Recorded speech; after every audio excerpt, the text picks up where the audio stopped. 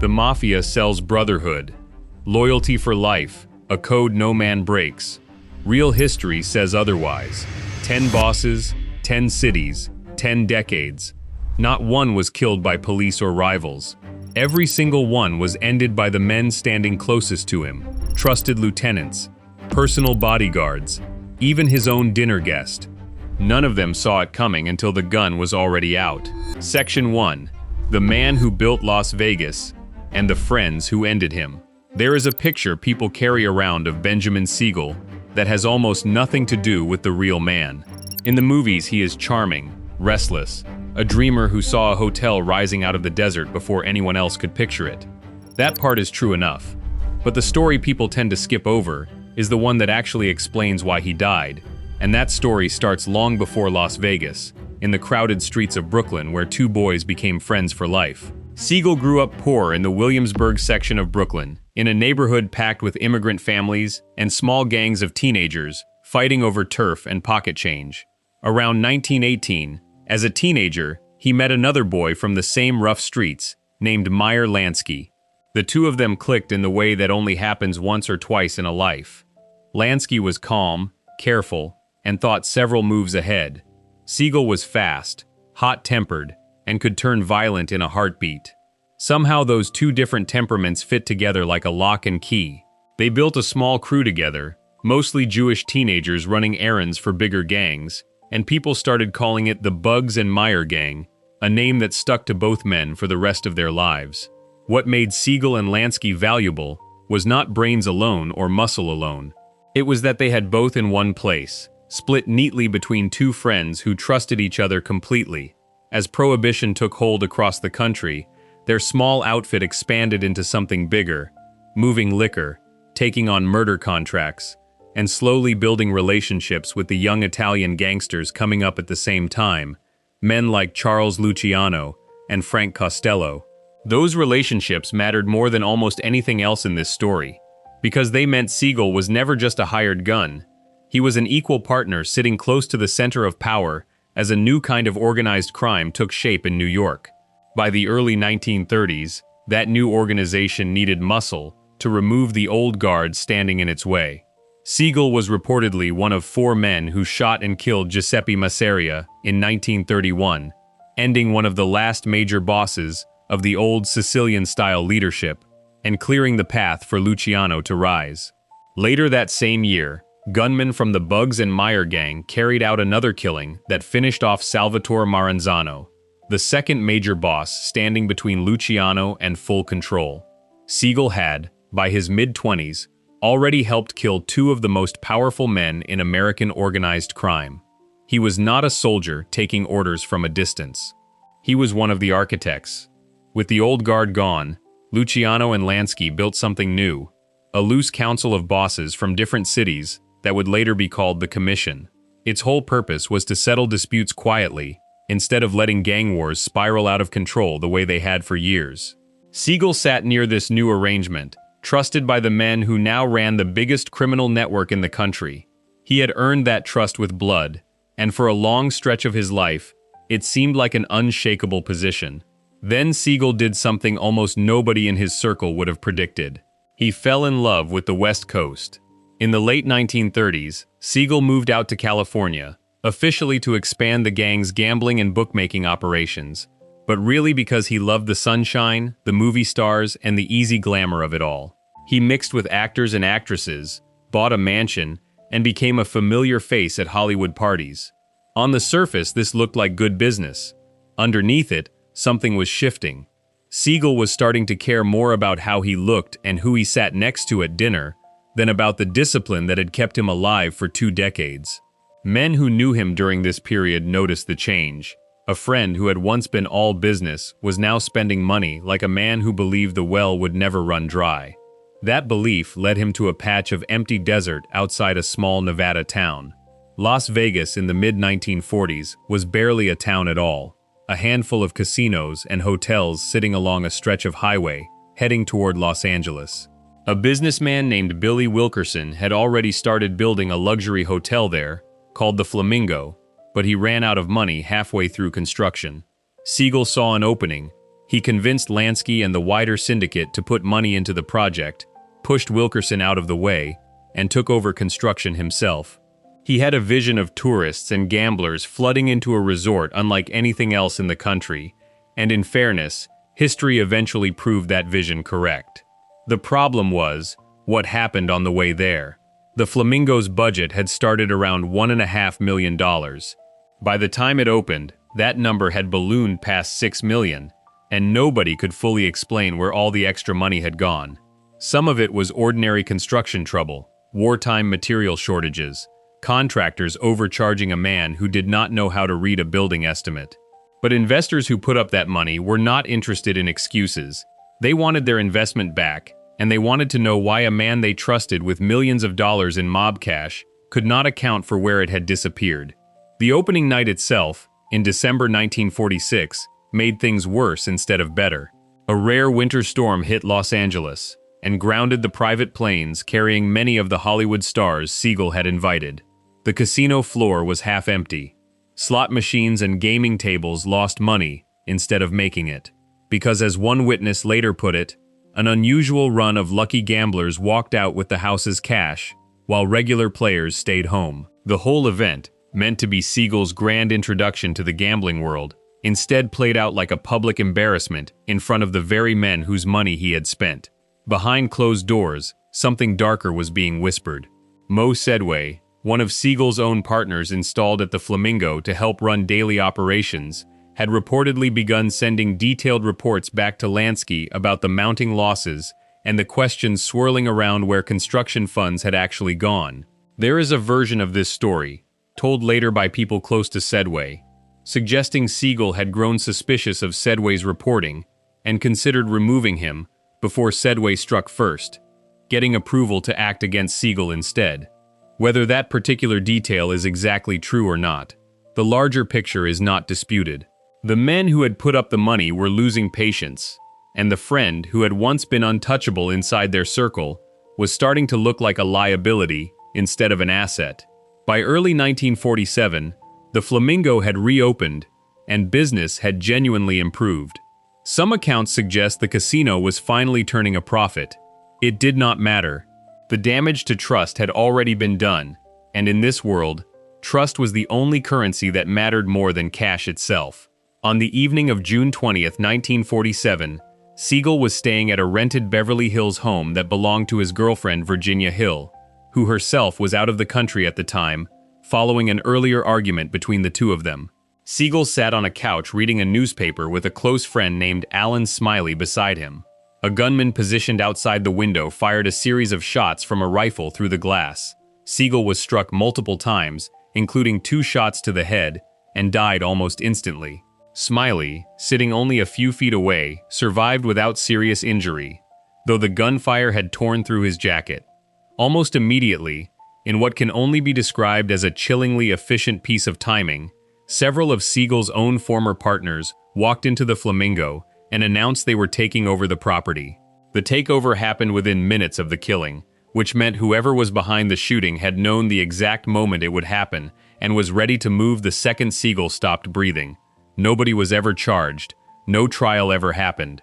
Decades of speculation followed, pointing at various names, various motives, various shooters. What almost none of the competing theories dispute is the basic shape of events. Siegel had been trusted with an enormous amount of money by men who considered him family in every sense that mattered inside their world. He had lost track of that money, embarrassed the operation in public, and by the time anyone moved against him, it did not come from a rival gang or a stranger with a grudge. It came from inside the circle he had spent decades building. There is a particular kind of loneliness in that ending. Siegel had killed 2 of the most powerful bosses in New York on behalf of his friends. He had helped build the very structure of trust and discipline that came to define modern organized crime in America. And when the moment came for that same structure to judge him, it judged him exactly the way it judged everyone else who broke faith with the money and the mission. The friendship with Lansky, which had carried him from a Brooklyn street corner to a Beverly Hills mansion, could not save him once the numbers stopped adding up. Whatever warmth had existed between 2 boys who grew up together on the same block It did not survive contact with a $6 million hole in a casino budget. What makes Siegel's death matter for this list is not simply that a mobster got killed. Mobsters got killed constantly across the 20th century, most of them forgotten within a year.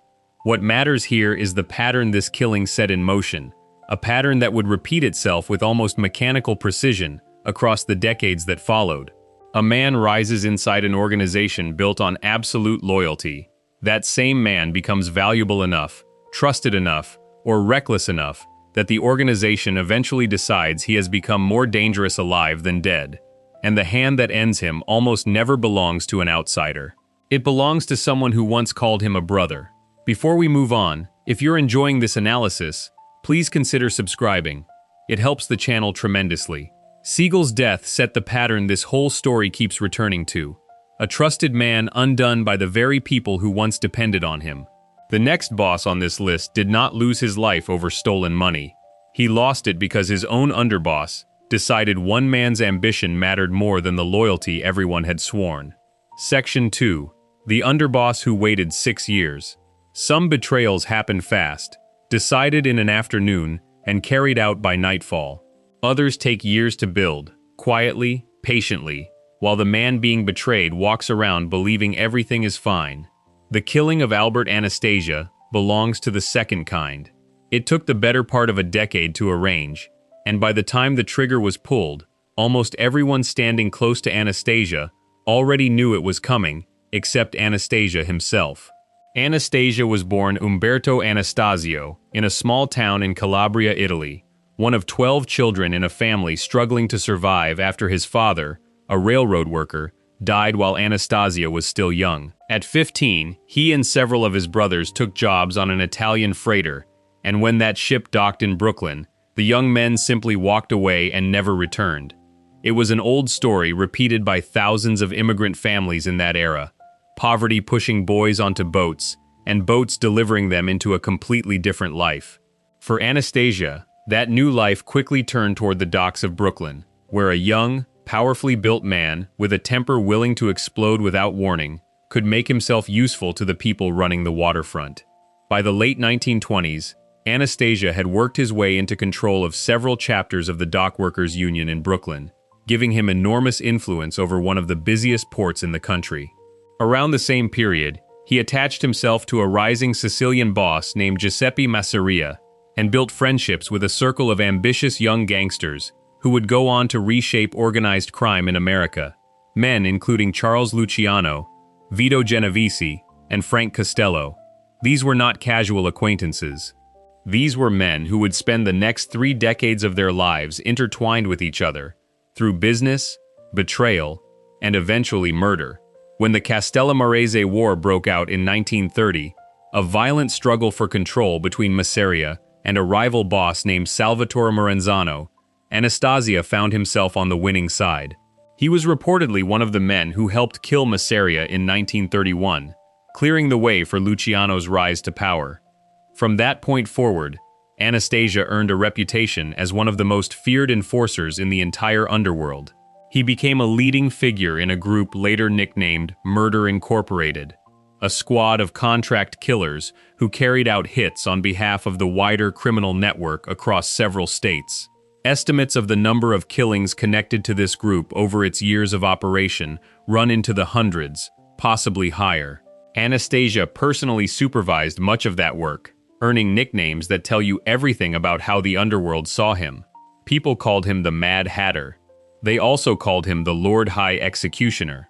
For 20 years, Anastasia served under a Brooklyn boss named Vincent Mangano, though the relationship between the two men was never smooth.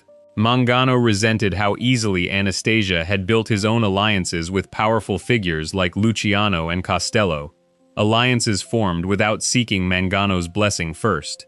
The tension between them grew into shouting matches, and by some accounts, nearly turned physical on more than one occasion. In 1951, the conflict ended the way most conflicts in this world eventually ended.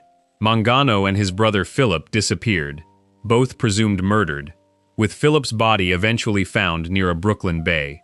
Nobody in law enforcement ever proved who gave the order, but suspicion settled quickly and firmly on Anastasia. With his old boss gone, Anastasia took control of the family himself. At this point in the story, a young man named Carlo Gambino enters the picture, and understanding Gambino matters enormously for what happens next. Gambino had come up through the same Brooklyn world as Anastasia, a quiet, careful operator who preferred negotiation and patience over Anastasia's explosive temper. He rose to become Anastasia's own underboss, the second most powerful position inside the family, trusted with the daily operation of businesses and relationships that kept the organization running. On paper, this looked like a strong partnership, an aggressive boss paired with a level-headed second-in-command who could smooth over the rough edges Anastasia left behind. In practice, Gambino was watching his boss make enemies faster than anyone could count, and quietly deciding that his own future depended on being ready to move the moment those enemies found their opportunity. The enemy who mattered most was a man named Vito Genovese, another veteran of the same Castellamarese War, who had spent years building his own ambitions toward becoming the single most powerful boss in New York, a position sometimes referred to as boss of all bosses. Genovese had returned to New York after years of legal trouble and self-imposed exile, and by the mid-1950s, he had set his sights on removing the two men standing between him and total control: Frank Costello, who ran the most powerful family in the city, and Anastasia, Costello's closest and most dangerous ally. Genovese understood something important about how this world actually worked. He could not simply attack Anastasia directly. Anastasia commanded real loyalty among his own soldiers, and had a fearsome reputation that made most men think twice before crossing him. What Genovese needed instead was someone inside Anastasia's own family willing to switch sides quietly, someone positioned close enough to help arrange an opportunity when the moment came. He found exactly what he needed in Carlo Gambino. The exact conversations between Genovese and Gambino during this period were never recorded for history in any reliable way, but the outcome speaks clearly enough. Gambino agreed to cooperate with a plan to remove his own boss, in exchange for a promise that he would be installed as the new head of the family once Anastasia was gone. This was not a spontaneous falling out or a sudden argument that spiraled out of control. This was a calculated business arrangement between two ambitious men who both stood to gain enormously from one boss's death, sealed years before that death actually happened. While this quiet arrangement developed in the background, Genovese moved first against Costello. In May 1957, a gunman shot Costello outside his own apartment building in Manhattan. The wound turned out to be minor, barely grazing his head, but the message could not have been clearer. Costello understood exactly what had almost happened to him, and chose retirement over risking a second attempt. With Costello removed from the board, Anastasia now stood alone as the one remaining obstacle to Genovese's ambitions, and he stood there, without realizing his own underboss had already quietly agreed to help end him. There were other grievances piling up against Anastasia during this same stretch of time, grievances that made building support for his removal easier for Genovese.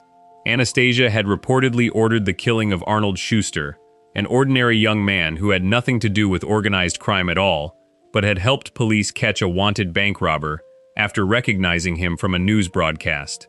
Anastasia was furious that Schuster had cooperated with police at all, and the ordered killing of a completely innocent civilian horrified other bosses across the underworld, men who understood that killing regular citizens over nothing more than good citizenship brought exactly the kind of unwanted attention that put every family at risk. On top of this, word had spread that Anastasia was selling membership positions inside his own family to outsiders willing to pay, a serious violation of the informal rules that supposedly governed how these organizations operated. Anastasia had also begun making moves toward gambling interests in Cuba that put him in conflict with other powerful figures who considered that territory already spoken for. Piece by piece, Anastasia was making it easier for other bosses to look the other way, when his own underboss decided the time had come. On October 25, 1957, Anastasia followed his usual routine, being driven from his home into Manhattan for a haircut and shave at a barbershop inside the Park Sheraton Hotel. His bodyguard, for reasons never fully explained, stepped away to run an errand shortly before Anastasia arrived, leaving him without protection at the exact moment it mattered most. As Anastasia settled into the barber's chair, two men with scarves covering their faces walked in and opened fire. Startled and disoriented, Anastasia reportedly lunged toward his attackers, but in the chaos and confusion, he ended up grabbing at their reflections in the mirror, on the wall, rather than the men themselves.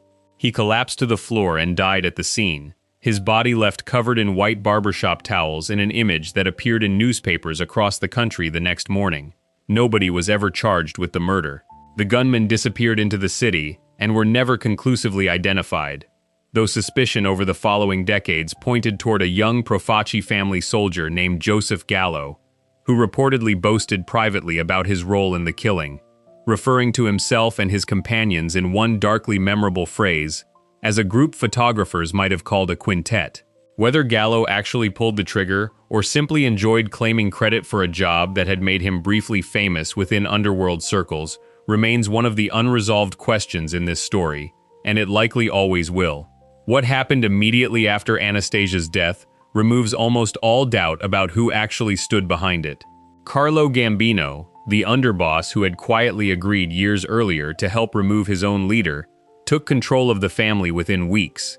The organization was renamed after him, becoming what the world still knows today as the Gambino crime family. Gambino went on to run that organization for nearly 2 decades, becoming one of the most successful and enduring bosses in the entire history of American organized crime, respected for exactly the patient, careful temperament that had made him such an effective conspirator against the man he had once served. There is something worth sitting with in how differently this story reads compared to popular imagination. The films and television shows built around this world tend to frame betrayal as a dramatic, emotional act, a soldier pushed past his breaking point by some final insult, lashing out in a moment nobody could have fully planned. What actually happened to Anastasia looked nothing like that. This was patient, methodical, built over years of quiet positioning by a man who understood that the safest way to remove a boss was never through open confrontation.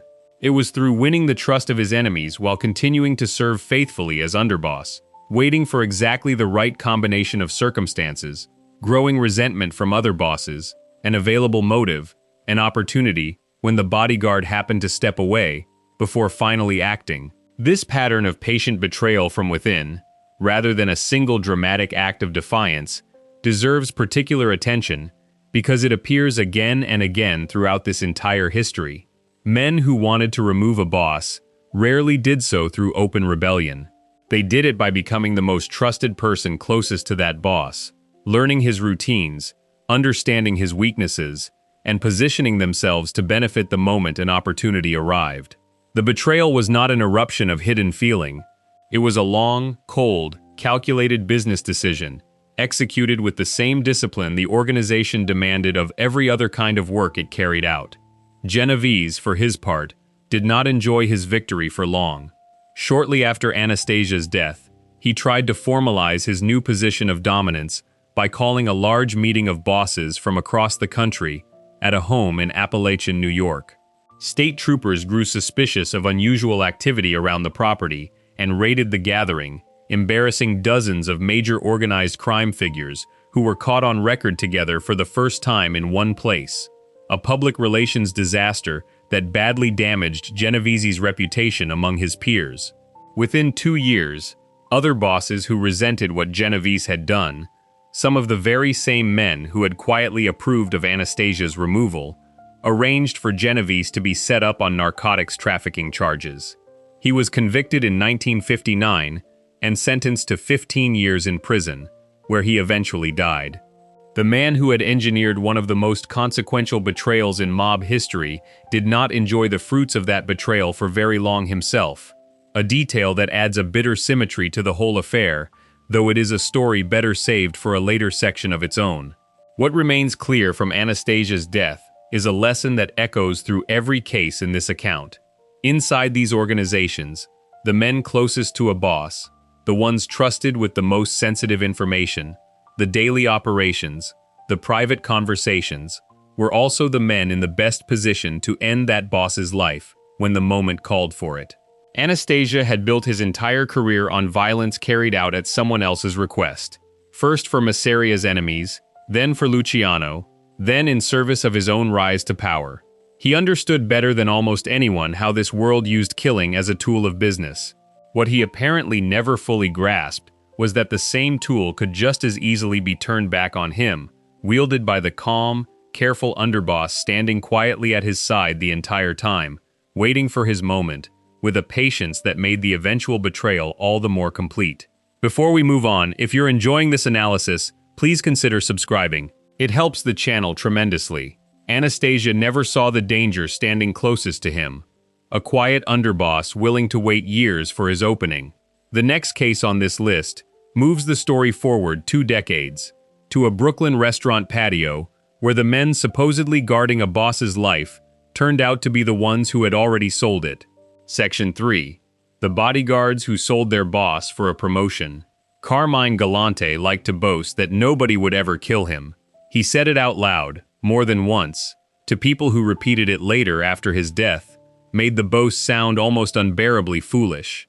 He believed it because he had spent his whole life surviving things that killed other men, prison sentences, gang wars, decades of enemies. What Galante never seemed to consider was that the men most likely to end his life were not rivals waiting outside his door. They were the 2 young bodyguards who sat beside him at every meal, men he had personally brought over from Sicily and trusted with his own protection. Galante was born in East Harlem in 1910 to Sicilian immigrant parents, his father a fisherman who had crossed the ocean looking for something better. Galante found his way into organized crime early, working under men connected to the Bonanno family, and by the 1950s he had become a trusted lieutenant, known across the underworld simply as the Cigar, thanks to the stub permanently wedged in the corner of his mouth. He learned violence from mentors like Vito Genovese and learned the finer points of running an organization from Joseph Bonanno himself, the founding boss whose name the family carried. Galante remained fiercely loyal to Bonanno throughout his career, a loyalty that would matter enormously in how the rest of his story unfolded. In 1962, Galante was convicted on narcotics charges and sent to federal prison, where he served a full decade before his release in 1974. Prison changes different men in different ways. For Galante, it seems to have sharpened his ambition rather than softened it.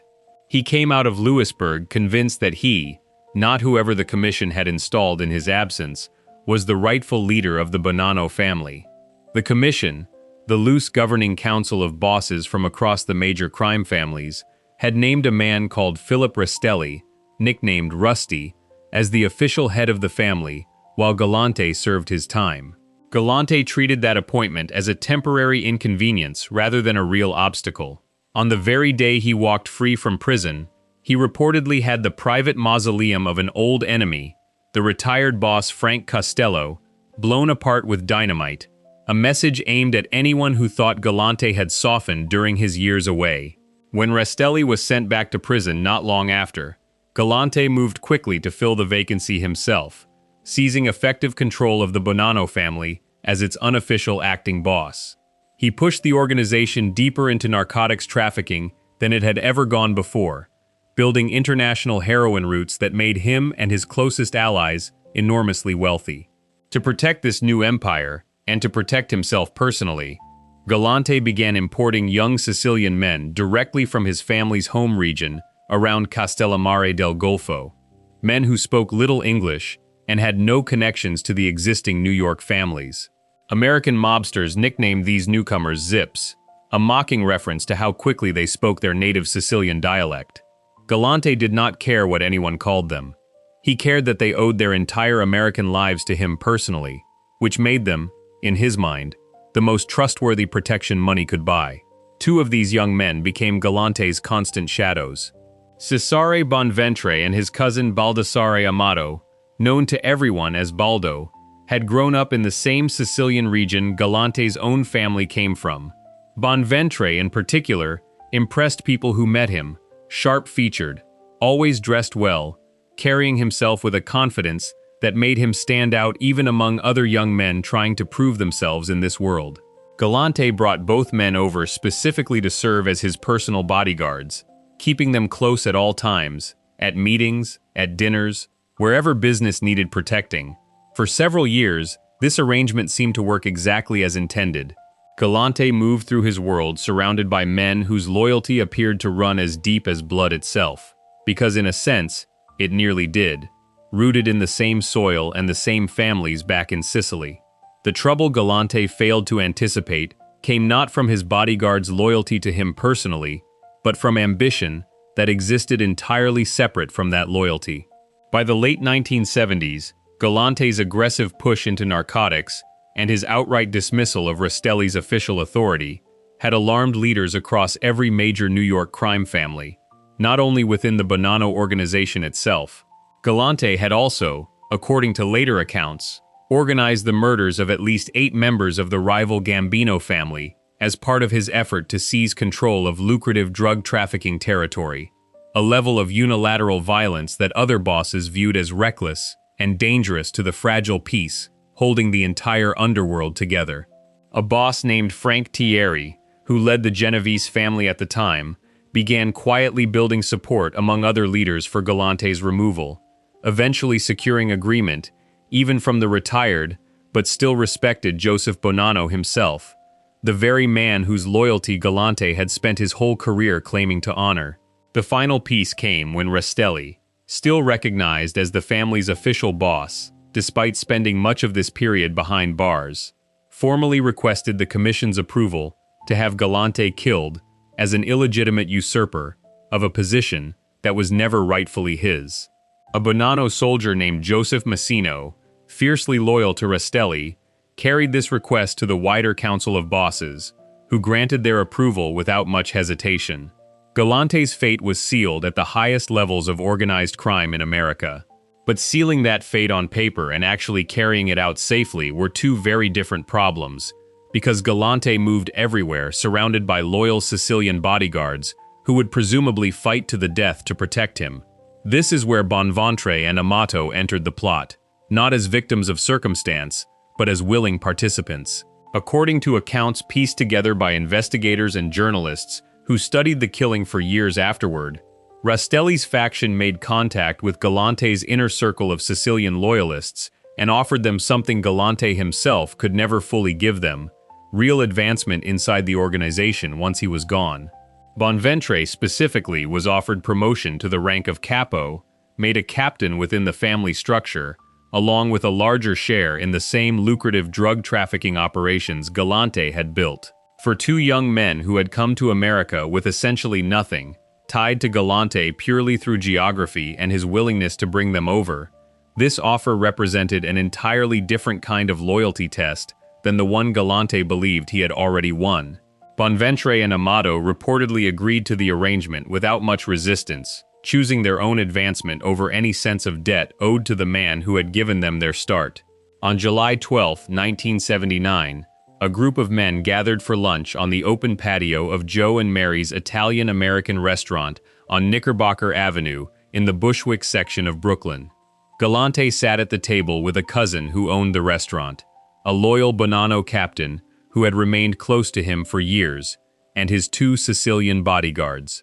Despite the summer heat, both Bonventre and Amato reportedly wore leather jackets that day, an odd choice that made more sense once people understood why afterward, the extra layer offering some protection from stray gunfire during what they already knew was coming. At around 2:45 in the afternoon, 3 men wearing ski masks walked onto the patio and opened fire with shotguns and handguns. Galante was killed almost instantly, along with his cousin and the loyal captain seated beside him. In the chaos of gunfire and screaming, Bonventre and Amato fled the scene entirely unharmed, having apparently stepped back or moved clear at the crucial moment, whether through careful positioning or simple advanced knowledge of exactly when and where the shooting would begin.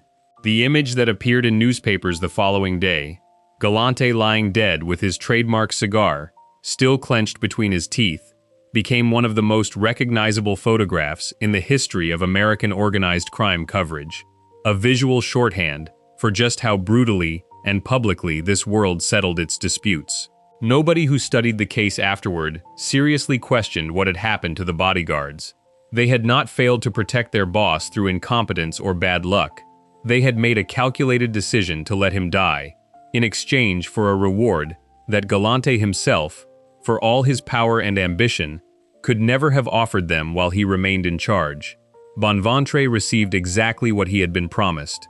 He was made a capo within the Bonanno family, the youngest man ever to hold that rank at just 28 years old, and he soon became deeply involved in an international heroin smuggling operation that investigators eventually nicknamed the Pizza Connection, using ordinary pizza parlors across the country as fronts for moving narcotics from Sicily into American cities. For a while, it looked like betrayal had paid off exactly as promised. But this world rarely allows anyone, even the men who profit from someone else's downfall, to enjoy that profit for very long. Rastelli's takeover, secured through Galante's murder, did not bring stability to the Bonanno family the way anyone had hoped.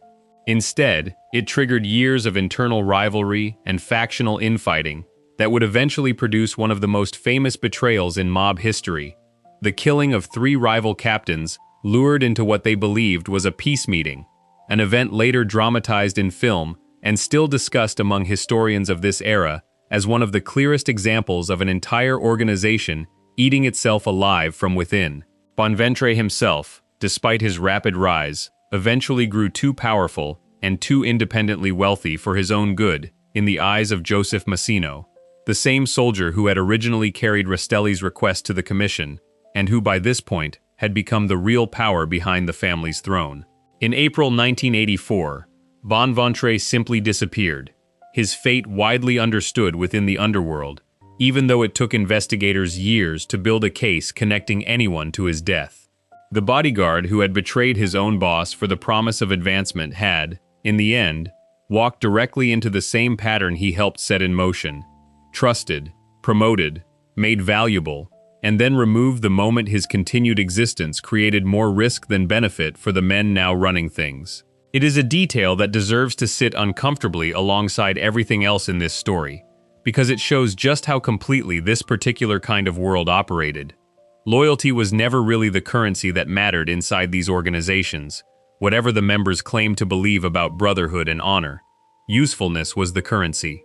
And usefulness, unlike loyalty, always came with an expiration date that nobody could see coming until it had already arrived. What makes Galante's death particularly striking within the wider pattern this account is building is how directly it inverts the popular image of mob loyalty, built on ties of blood and shared origin. Galante did not simply trust ordinary soldiers picked up along the way. He specifically imported men from his own family's home region in Sicily, men who owed their entire presence in America to his personal decision to bring them over, believing this shared background created a bond stronger than anything money could buy from a native-born gangster with looser ties to the old country. That calculation turned out to be exactly backward. The bond of shared origin meant nothing once a better offer arrived, and the bodyguards Galante trusted, specifically because of where they came from, turned out to be just as willing to trade his life for advancement as any stranger might have been. Before we move on, if you're enjoying this analysis, please consider subscribing. It helps the channel tremendously. Galante trusted the 2 men closest to his own body, and it cost him everything on an open restaurant patio in Brooklyn.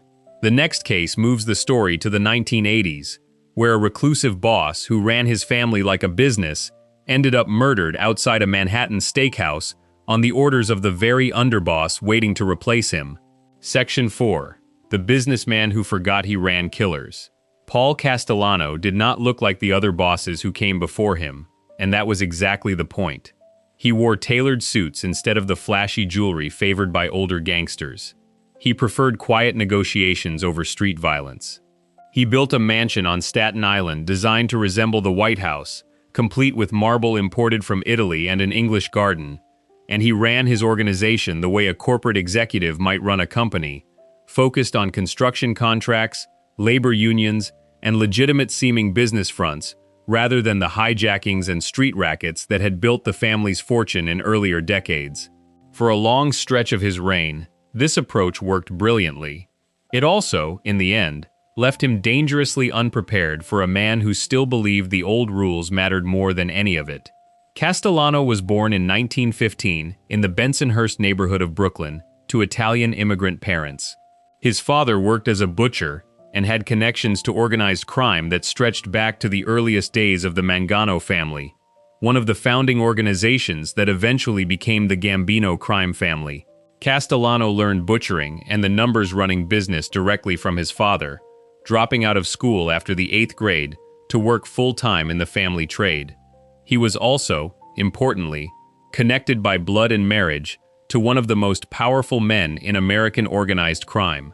Castellano's cousin was Carlo Gambino, the very underboss whose patient betrayal of Albert Anastasia gave the family its modern name and its place atop New York's underworld. The two men grew even closer when Gambino married Castellano's sister, making the two cousins brothers-in-law as well. When Gambino died of natural causes in 1976, after running the family for nearly 2 decades with remarkable skill, he chose Castellano as his successor, rather than the man many soldiers on the street expected to inherit the position, a respected street boss named Agnello Della Croce, known to everyone simply as Neil. This choice mattered enormously for everything that followed. Della Croce had spent his career among the family's working soldiers, running the traditional side of the business, hijackings, loan sharking, the daily rackets that made up most members' actual livelihood. He was, in the eyes of many rank-and-file soldiers, the man who had truly earned the top job through decades of street-level loyalty and toughness. Instead, Gambino handed control to his own cousin, a careful businessman with far less experience in the rougher side of the operation. Della Croce accepted the decision without open rebellion, remaining loyal to Castellano as underboss, but the resentment this choice created among certain soldiers never fully disappeared.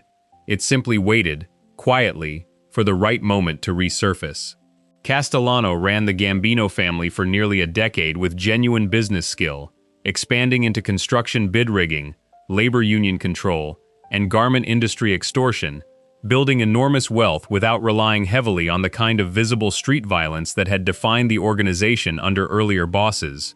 He became increasingly reclusive as the years passed, preferring to stay inside his Staten Island mansion rather than mixing with soldiers at social clubs the way previous bosses had always done. Captains and lieutenants were required to travel out to see him rather than the other way around, an arrangement that projected authority but also created distance, both physical and emotional, between Castellano and the men whose loyalty ultimately kept him in power. One of those men, a Queens-based captain named John Gotti, watched this arrangement with growing frustration and, eventually, genuine fear for his own future. Gotti had come up through the traditional rough side of the organization, involved in hijackings, extortion, and a reputation for sudden, unpredictable violence that made other soldiers wary of crossing him. He had been personally mentored by Della Croce, the underboss passed over for the top job, and Gotti's loyalty ran to Della Croce far more deeply than it ever ran to Castellano. Beyond the personal history, Gotti had genuine economic grievances against his own boss. He had a long-running dispute over how proceeds from airport hijacking operations at Kennedy International were being split, and he chafed under Castellano's decision to ban family members from participating directly in narcotics trafficking, a lucrative trade Gotti and several of his closest associates continued pursuing quietly, despite the prohibition, betting that Castellano's isolation from street-level operations meant he would never find out. That bet turned out to be wrong. In the early 1980s, federal investigators obtained wiretap recordings connecting members of Gotti's own crew to ongoing drug trafficking, direct evidence of exactly the activity Castellano had explicitly forbidden under threat of death. When those tapes eventually surfaced and became available to defense attorneys during related legal proceedings, Castellano demanded that Della Croce, who had also grown close to some of the men implicated, turn over copies so Castellano could review exactly what evidence existed and who might be exposed. Della Croce, for reasons that have never been fully explained, simply stalled, delaying and deflecting every time Castellano pressed the issue, protecting the men below him rather than fully cooperating with his own boss's demand. This standoff between the two most powerful men in the family might have continued indefinitely, or resolved through some negotiated compromise, if not for the arrival of a second, much more damaging problem. In late 1983, FBI agents took advantage of a period when Castellano and his household staff traveled to Florida, breaking into his Staten Island mansion, drugging the guard dogs, disabling the security system, and planting hidden listening devices throughout the dining room and living room. Over the following months, these devices captured an enormous volume of incriminating conversation, evidence that would eventually form the backbone of a major racketeering case against Castellano and several senior figures within the family. The recordings also captured something else entirely, something arguably more dangerous to Castellano's survival than any legal exposure. They captured Castellano talking privately about his own soldiers in language dripping with contempt, at one point reportedly describing men working underneath him as animals and idiots, treating loyal capos and soldiers as expendable employees, rather than as the family Castellano's own leadership was supposed to represent. When these recordings eventually leaked, or became known through legal proceedings to the very men Castellano had disparaged, the effect was exactly what anyone familiar with this world might have predicted. Soldiers who had spent years risking their freedom and their lives for an organization built explicitly on the idea of brotherhood discovered that the man at the top viewed them as disposable tools rather than trusted family. For men like Gotti, already resentful over money and rules he considered unfair, this discovery removed whatever remaining hesitation might have stood between grievance and action. The final trigger arrived in December 1985, when Della Croce, the underboss whose loyalty had anchored so much of the tension building beneath the surface, died of cancer after a long illness.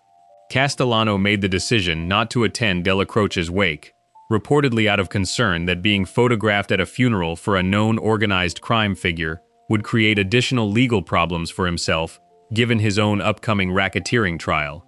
Whatever the practical logic behind that decision, the men who had loved and respected Della Croce as their true leader on the street received it as an unforgivable insult.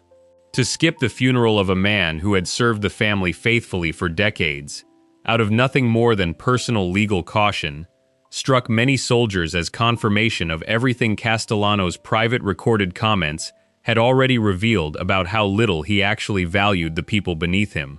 Making matters immediately worse, Castellano moved quickly after Della Croce's death to name a new underboss of his own choosing, a loyalist named Thomas Bellotti, who had little diplomatic skill and few real relationships among the family's Manhattan-based soldiers, the very faction most loyal to Della Croce's memory and most resentful of Castellano's leadership. Word also spread that Castellano was considering breaking up Gotti's crew entirely, stripping him of the men and territory that gave him standing within the organization. For Gotti and his closest allies, this combination of insults and threats removed any remaining incentive toward patience. They began planning Castellano's removal within days. A trusted Gambino captain named Frank DeCicco played a crucial role in what followed, feeding Gotti information about Castellano's upcoming schedule while maintaining the appearance of continued loyalty to his official boss. When DeCicco learned that Castellano had scheduled a meeting at Sparks Steakhouse in Midtown Manhattan for the evening of December 16, 1985, the conspirators finally had exactly what they needed: a specific time and place where Castellano's movements could be predicted with confidence. That evening, Castellano's underboss Bellotti drove him to the restaurant for what both men believed was an ordinary business dinner. Waiting near the entrance were 4 gunmen, positioned carefully along the sidewalk outside, while Gotti himself sat parked across the street in a car, alongside Salvatore Gravano, a trusted capo who would later become one of the most consequential informants in the history of organized crime prosecution. As Castellano's car pulled up and slowed near the restaurant entrance, Gotti gave the signal over a walkie-talkie. The gunman opened fire the moment Castellano stepped out of the passenger side, striking him multiple times and killing him almost instantly. Bellotti attempted to exit the vehicle and defend his boss, but he was shot from behind before he could react and died at the scene as well. Gotti reportedly drove slowly past the bodies afterward to confirm both men were dead before making his exit from the area. The entire operation had taken less than 2 minutes, carried out in the middle of rush-hour foot traffic during the height of the Christmas shopping season, with police officers and ordinary pedestrians nearby, who could do nothing to stop it or identify the shooters before they vanished into the crowd. Within 2 weeks, Gotti was elected as the new boss of the Gambino family, stepping into the position his own conspiracy had created for him, through the killing of the man his mentor Della Croce had once been passed over in favor of. Not every reaction within the wider underworld treated Gotti's rise as legitimate. Other bosses across the city, particularly Vincent Gigante of the Genovese family, were reportedly furious that Gotti had removed a sitting boss without seeking the commission's approval first, a serious violation of the informal protocol that supposedly governed how such matters were handled between families. Gigante allegedly conspired with another family boss to retaliate, and in April 1986, a car bomb intended for Gotti exploded outside a social club in Brooklyn, though the only casualty turned out to be Frank DeCicco, the very captain who had helped arrange Castellano's murder in the first place, killed by a bomb apparently meant for the man he had helped install as boss. Gotti went on to become one of the most famous organized crime figures in American history, earning the nickname Teflon Don after evading conviction across 3 separate federal trials throughout the late 1980s. That reputation finally ended in 1992, when Gravano, the same capo who had sat beside Gotti in the car outside Sparks Steakhouse watching Castellano die, agreed to become a government witness and testified in detail about the planning and execution of the murder. Gotti was convicted on numerous counts, including ordering Castellano's death, and sentenced to life in prison, where he eventually died of throat cancer in 2002. The lesson embedded in Castellano's death runs slightly differently than the pattern seen in earlier cases on this list. Castellano was not undone by a single trusted lieutenant patiently waiting years for an opening, the way Anastasia had been undone by Gambino, nor by bodyguards quietly selling him out for a promotion, the way Galante had been. Castellano was undone by an accumulation of smaller failures, financial disputes he underestimated, private contempt for his own men that eventually reached their ears, and a symbolic insult delivered at exactly the wrong moment, skipping a funeral that mattered more to the men beneath him than Castellano ever seemed to understand. He had built a genuinely successful criminal enterprise using business-like methods that set him apart from every boss before him, but in doing so, he had drifted too far from the culture of personal loyalty and street-level respect that his own soldiers still expected from the man at the top. When that gap finally became visible to the men closest to him, they did not hesitate to close it the same way every betrayal on this list eventually got closed. Before we move on, if you're enjoying this analysis, please consider subscribing. It helps the channel tremendously. Castellano died because the men beneath him decided a businessman's contempt was worse than any street soldier's grudge. The next section returns to Sicily, to the founding years of the Corleonesi, where an ambitious young enforcer removed the very doctor who had raised him up from nothing. Section 5. The doctor who trained his own killer. Every organization eventually produces the person who ends it, and often that person spends years working directly underneath the very leader they will one day remove. This was true of Carlo Gambino, waiting patiently beside Albert Anastasia. It was true of the bodyguards Carmine Galante personally brought over from Sicily, and it was true, decades earlier and an ocean away, of a small hill town doctor in Sicily who spent years grooming a violent young cattle thief into his most trusted enforcer, never suspecting that the very qualities making the young man useful would eventually make him unstoppable. To understand what happened in the town of Corleone in the middle of the 20th century, it helps to understand what kind of place Corleone actually was before the name became famous through fiction. Sitting roughly 40 miles south of Palermo in the dry hills of inland Sicily, Corleone was a small farming town controlled the way most Sicilian towns of that era were controlled, through a local mafia boss who managed land deals, water rights, and available jobs, while also settling disputes and enforcing a version of order that had nothing to do with the official Italian state. The man running Corleone through much of the mid-20th century was Michele Navarra, and Navarra represented an interesting and slightly unusual figure within this world. He was a licensed physician, a real doctor with a genuine medical practice serving the town, and he carried the respectable title that came with that profession throughout the district. Beneath that respectable surface, Navarra was also the man who truly decided who worked, who farmed which land, and who paid what in tribute to keep the peace. Navarra ran his territory according to what might be called the old style of doing business, favoring bribery and quiet arrangements over open violence whenever possible, understanding that too much visible bloodshed in the streets tended to bring unwanted attention from authorities in Rome or Palermo who otherwise preferred to look the other way. This approach had kept Navarra in power for years without serious challenge, and it required men beneath him willing to enforce his decisions when quieter methods failed. One of the men Navarra came to rely on for exactly this kind of enforcement work was a young man from the surrounding countryside named Luciano Leggio. Leggio came from Corleone's agricultural underworld, a world built around cattle theft, disputes over grazing land, and the kind of casual rural violence that rarely made newspapers but shaped daily life for farming families across the region. From an early age, Leggio displayed a willingness to use force that set him apart even among other young men already accustomed to a rough existence, where older, more established mafia figures in the area still generally observed at least some restraint, avoiding certain targets or certain methods out of habit or tradition.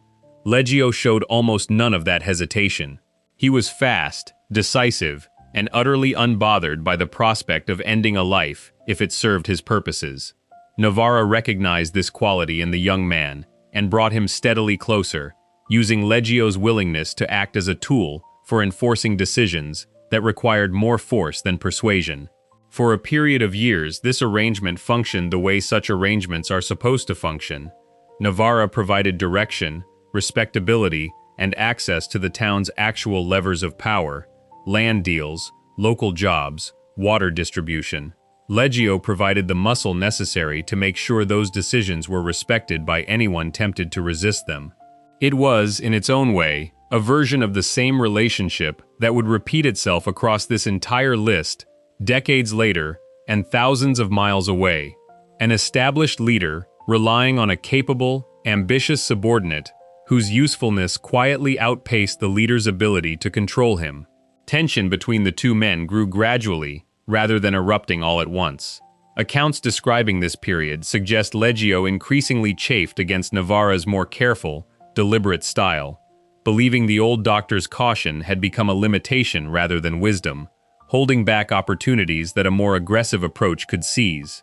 Whatever the precise nature of their disagreements, by the mid-1950s the relationship between mentor and enforcer had deteriorated, to the point where only one of the two men could realistically remain standing. On August 2, 1958, a group of armed men ambushed Michele Navarra on a road outside Corleone, acting on the direct orders of Luciano Leggio. Navarra was killed on that road, ending nearly 2 decades of control over the town he had ruled through a careful combination of medical respectability and quiet criminal authority. Leggio, still only in his mid-20s at the time, moved immediately to take control of Corleone himself, stepping into exactly the position his former mentor had spent years teaching him to eventually threaten. What followed the killing revealed something important about how completely Leggio understood the danger of leaving old loyalties intact. Rather than simply consolidating power and moving forward, Leggio spent the following years methodically hunting down men who had remained loyal to Navarra, tracking and eliminating dozens of them, one after another, until almost nobody remained who might someday seek revenge for the doctor's death. This was not impulsive violence carried out in the heat of a single dramatic confrontation. It was patient, calculated extermination extending across years, designed specifically to guarantee that Leggio's takeover of Corleone could never be reversed by anyone still loyal to the man he had removed. Among the young men who carried out much of this work for Leggio during these years were 3 figures whose names would eventually become known far beyond the small hill town where they grew up: Salvatore Riina, Calogero Bagarella, and Bernardo Provenzano. These 3 would go on to define an entirely new and far more ruthless era within the Sicilian Mafia, one that eventually brought the organization into direct, catastrophic conflict with the Italian state itself decades later. But in these earlier years, they were simply Leggio's most trusted enforcers, young men from Corleone learning under his direction exactly the same lesson Leggio himself had learned from Navarra: that usefulness and loyalty within this world existed on entirely separate tracks, and that surviving inside it required understanding which track actually mattered when the moment came to choose. Leggio's rise established what later became known as the Corleonesi, named simply for the town they came from, a faction that the more established, wealthier bosses running the city of Palermo initially viewed with open contempt.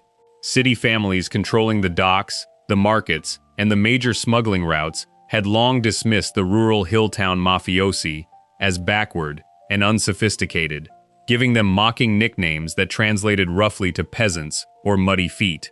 This contempt from the city bosses meant they paid far less attention to Corleone's internal politics than they probably should have, assuming a small group of farmers with guns posed little serious threat to the far larger and more established organizations controlling Palermo itself. That assumption would eventually prove to be one of the most expensive mistakes in the history of the Sicilian Mafia, though the full consequences of underestimating the Corleonesi would not become clear until decades later, when Riina and Provenzano, the very men who had learned their trade helping Leggio eliminate Navarra's loyalists, turned that same patient ruthlessness against the entire city establishment that had once laughed at them. Leggio's own personal luck, unlike the empire he built, eventually ran out. He and other members of his circle faced trial in the mid-1960s over a series of earlier killings connected to the takeover of Corleone, but the case collapsed entirely, with witnesses either changing their stories or refusing to testify at all, a pattern that would repeat itself throughout the Mafia's history whenever prosecutors attempted to bring cases against powerful figures who commanded genuine fear across an entire region. Leggio and his associates walked free from that trial. Years later, facing a second set of charges connected to another killing, Leggio chose to disappear rather than risk a courtroom a second time, beginning a period as a fugitive that would eventually last more than a decade. He was finally captured in the northern Italian city of Milan in 1974 and sentenced to life imprisonment the following year. Even from behind bars, though, Leggio's formal position as head of the Corleone clan continued for a time, at least on paper. In practice, real day-to-day command passed increasingly to Salvatore Riina, with Bernardo Provenzano serving as his closest and most trusted partner. The two men Leggio had personally trained during the campaign to eliminate Navarra's loyalists were now positioned to inherit an organization far more powerful and far more dangerous than the one Leggio himself had first taken from the doctor who raised him up. What makes Navarra's death particularly important within the broader pattern this entire account keeps returning to is how directly it establishes the template for everything that followed across the rest of Sicilian Mafia history for the next several decades. Navarra had done exactly what Anastasia would later do in New York, exactly what Galante would later do with his imported Sicilian bodyguards, exactly what Castellano would eventually do with his own resentful captains.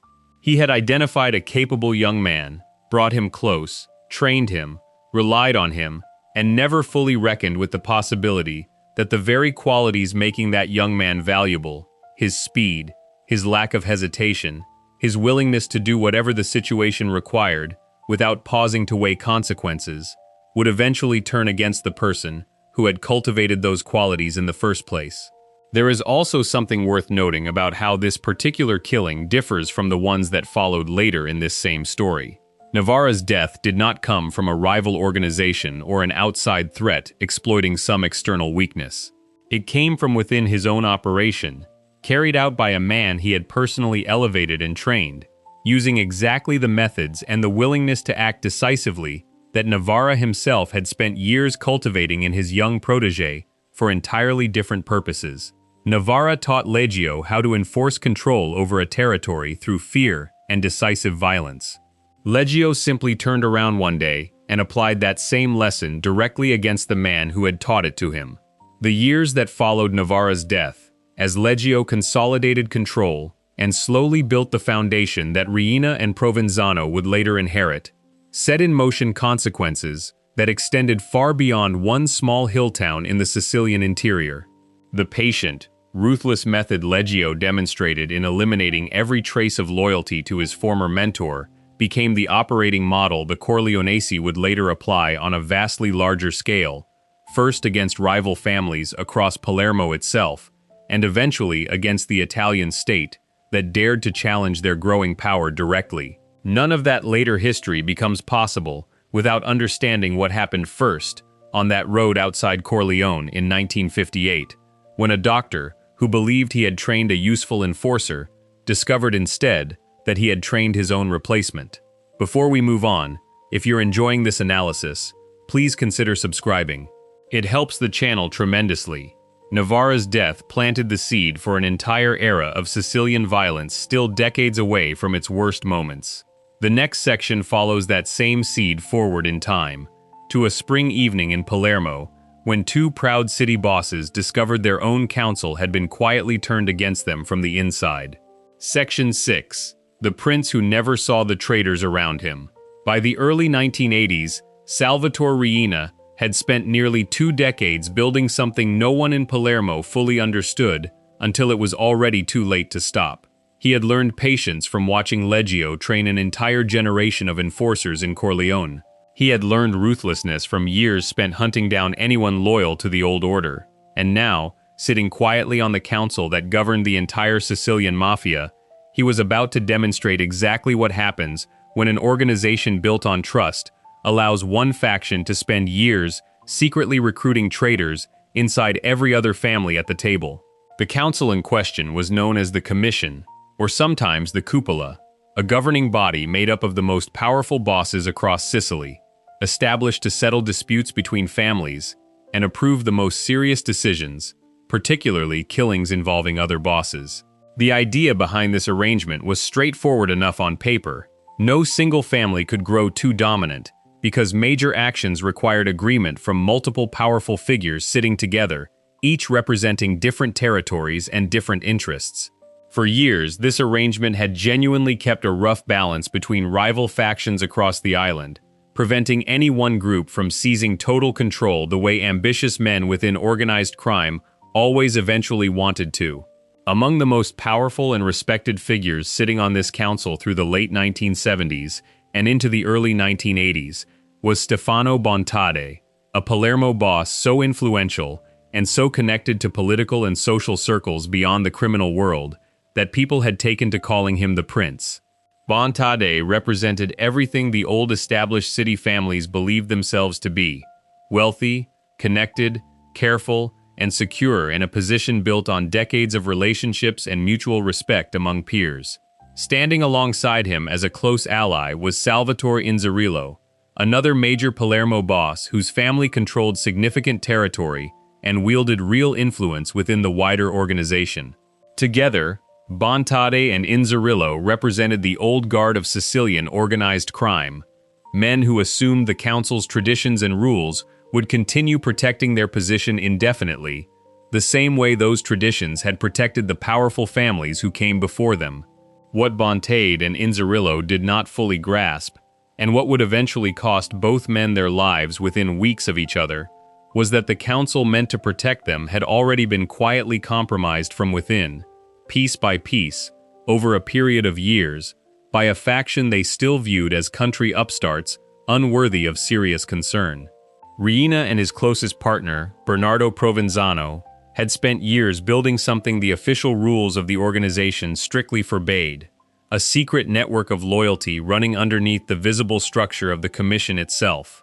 Rather than simply representing their own Corleone faction openly and honestly at council meetings, the two men had been quietly recruiting allies embedded inside other families across the island, members who maintained an outward appearance of loyalty to their own official bosses, while secretly reporting to and cooperating with the Corleonesi behind the scenes.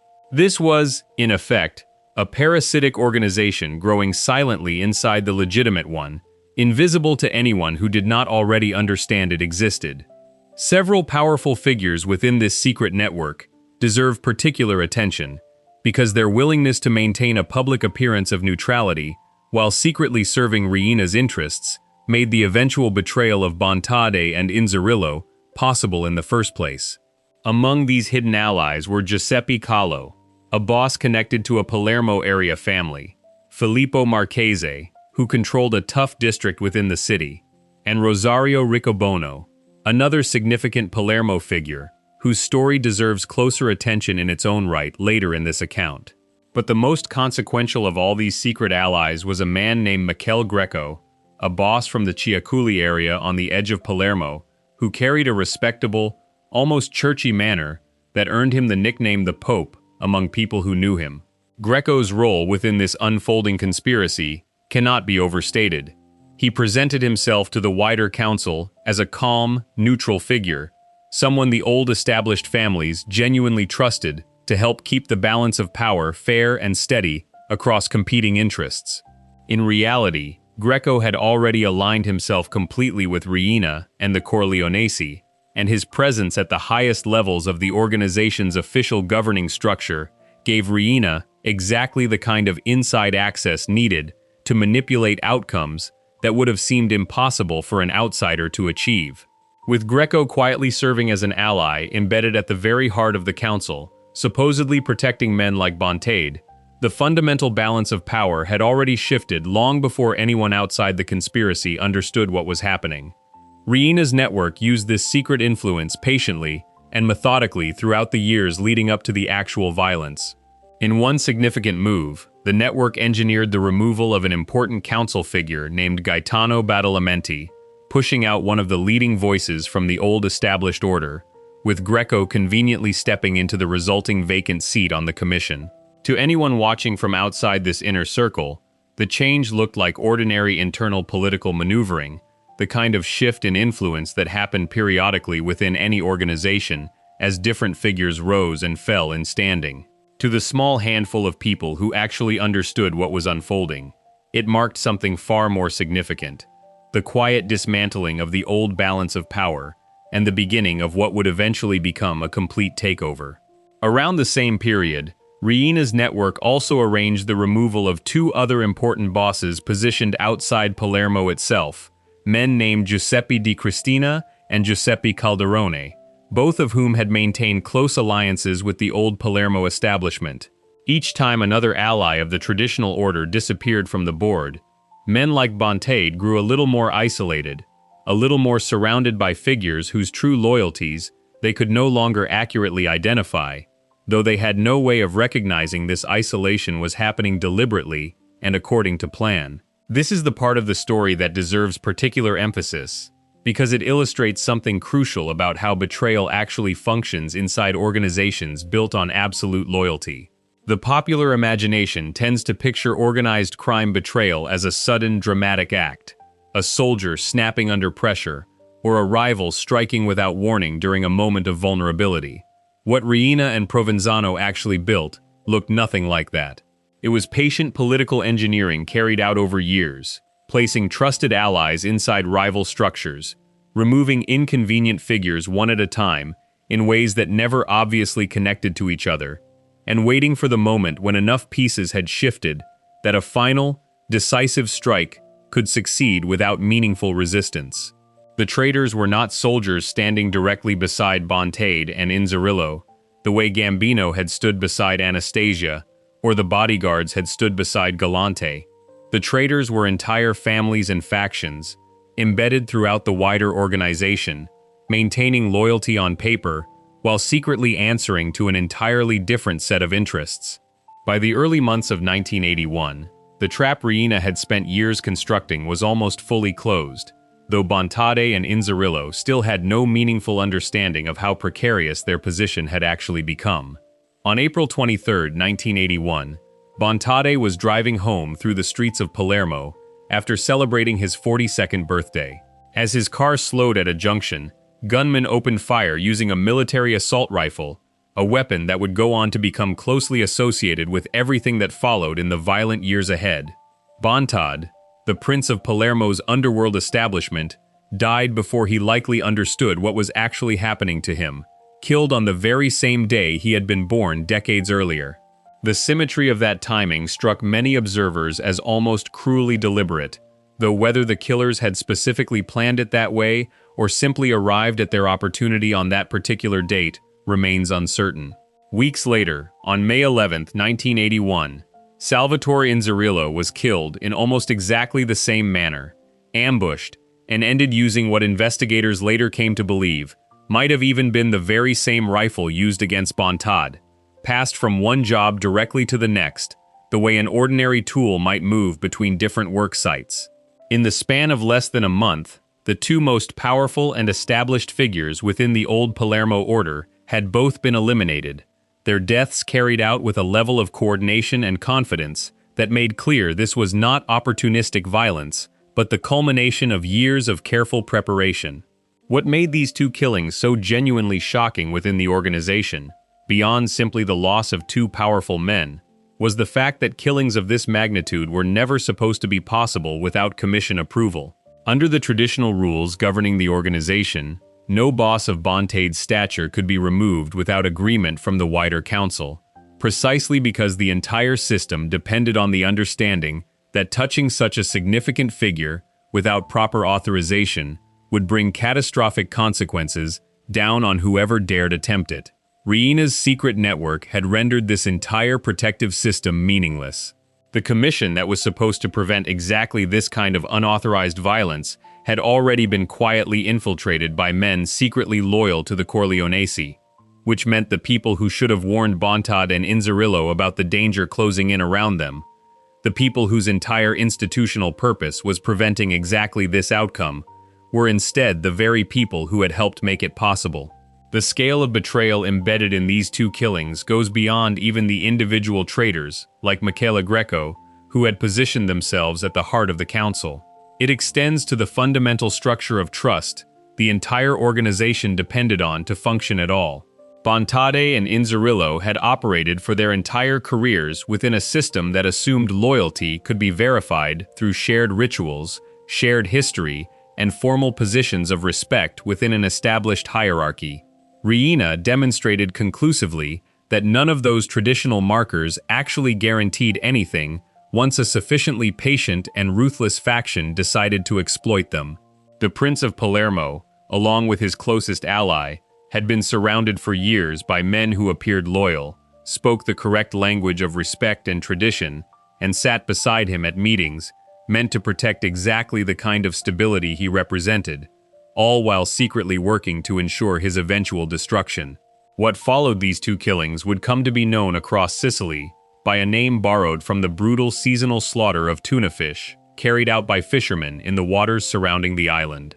A period when the violence would spread far beyond just these two prominent bosses, and into an extermination campaign aimed at wiping the entire old Palermo establishment off the map. But that wider campaign of killing, and the staggering scale of destruction it eventually produced, deserves careful attention in its own right, because what happened to Bontad and Inzerillo was only the opening act of something considerably larger and more brutal still to come. Before we move on, if you're enjoying this analysis, please consider subscribing. It helps the channel tremendously. Bontade and Inzerillo never saw the traitors sitting on their own council until the guns were already in position. The next section follows one particular ally who helped build that betrayal, a Palermo boss trusted by both sides, who discovered exactly how little his own usefulness was worth once his former friends had finished winning. Section 7. The boss who bet on the winning side and lost anyway. Rosario Riccobono understood something most of the old Palermo establishment refused to accept until it was already too late. He watched Salvatore Riina's faction growing quietly more powerful through the late 1970s and into the early 1980s, and rather than clinging to old loyalties, the way Stefano Bontade and Salvatore Inzerillo had, Riccobono made a calculated decision to switch sides while there was still time to benefit from the switch. It should have saved him. Instead, it became one of the clearest demonstrations in this entire history of just how little usefulness actually protects a man once the people he served no longer need him. Riccobono ran the Partana Mondello family, a significant territory within the wider structure of the Sicilian Mafia, and for years he had maintained a close alliance with Bontad and Inzerillo, the two dominant Palermo bosses whose power represented the old established order that had governed the city's underworld for generations. This alliance made sense on every practical level available to Riccobono at the time. Bontade and Inzerillo commanded respect, controlled significant territory and resources, and represented a version of stability that had defined how business was conducted across Palermo for as long as most members of the organization could remember. Aligning with them was, by every traditional measure, the sensible choice for an ambitious boss looking to secure his own position within the wider hierarchy. What Riccobono apparently sensed before many of his peers did was that this traditional order was not nearly as stable as it appeared from the outside. As Salvatore Riina and Bernardo Provenzano spent years quietly building their secret network of hidden loyalists embedded inside rival families, placing allies like Michele Greco at the very heart of the commission itself, the balance of power within the organization had already begun shifting in ways that were becoming increasingly difficult to ignore for anyone paying close attention. Riccobono, along with another significant Palermo figure named Salvatore Scagione, who controlled the Noce family, apparently recognized this shift earlier than most of their peers and made a decision that would prove both strategically shrewd in the short term and ultimately fatal in the long term. Both men quietly betrayed their former allies, switching their loyalty to Riina's faction as it became increasingly clear which side was going to win the coming conflict. This betrayal was not a minor act of political repositioning. According to accounts that emerged later from members who eventually cooperated with Italian authorities, Riccobono and Scaglione did not simply withdraw their support from Bontade and Inzerillo and quietly step back to watch events unfold from a safe distance. They actively participated in killing a number of their own former friends and associates on behalf of Riina. Once it became unmistakably clear, the Corleonesi were winning the wider conflict that would come to be known as the Second Mafia War. Men who had once fought alongside Riccobono, who had trusted him as an ally within the old Palermo establishment, found themselves targeted and eliminated with Riccobono's direct participation, as he worked to prove his value to the new order taking shape around him. This detail matters enormously for understanding exactly what kind of man Riccobono was and exactly what kind of calculation he had made. He was not a passive observer who simply happened to end up on the winning side of a conflict he had no real control over.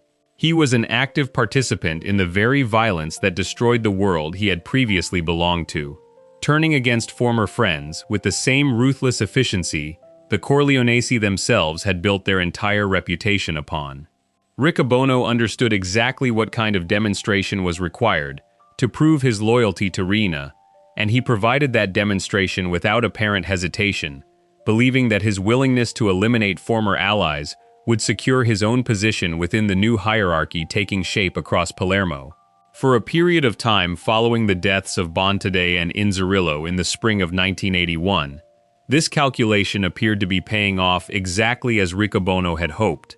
He remained an important and apparently trusted figure within the reorganized structure of power that Riina's faction now controlled across the island. The old Palermo establishment had been shattered, its most prominent leaders killed in a campaign of violence that would eventually claim hundreds of lives across the following years.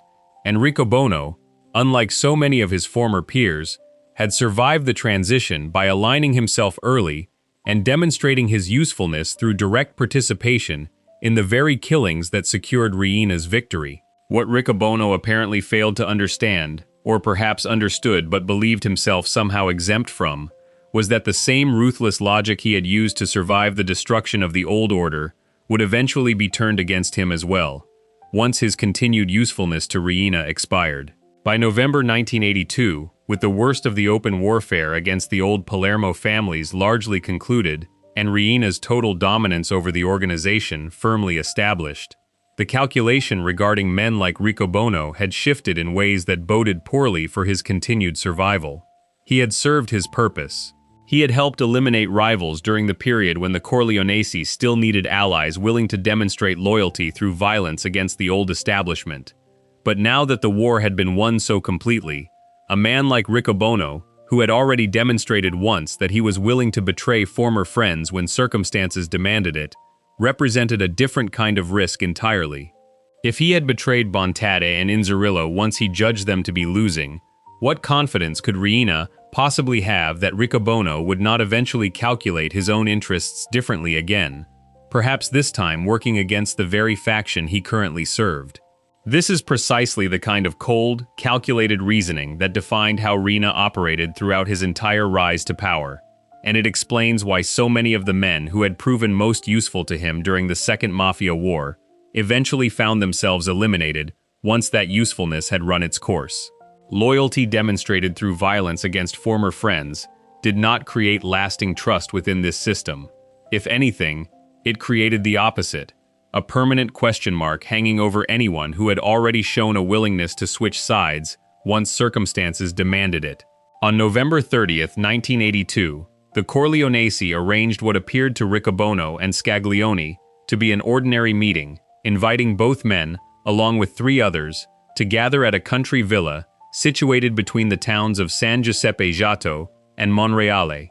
Whatever pretext had been offered for this gathering, whether framed as routine business discussion or as some form of continued coordination among allies, both Riccobono and Scaglione apparently arrived without suspecting what actually awaited them.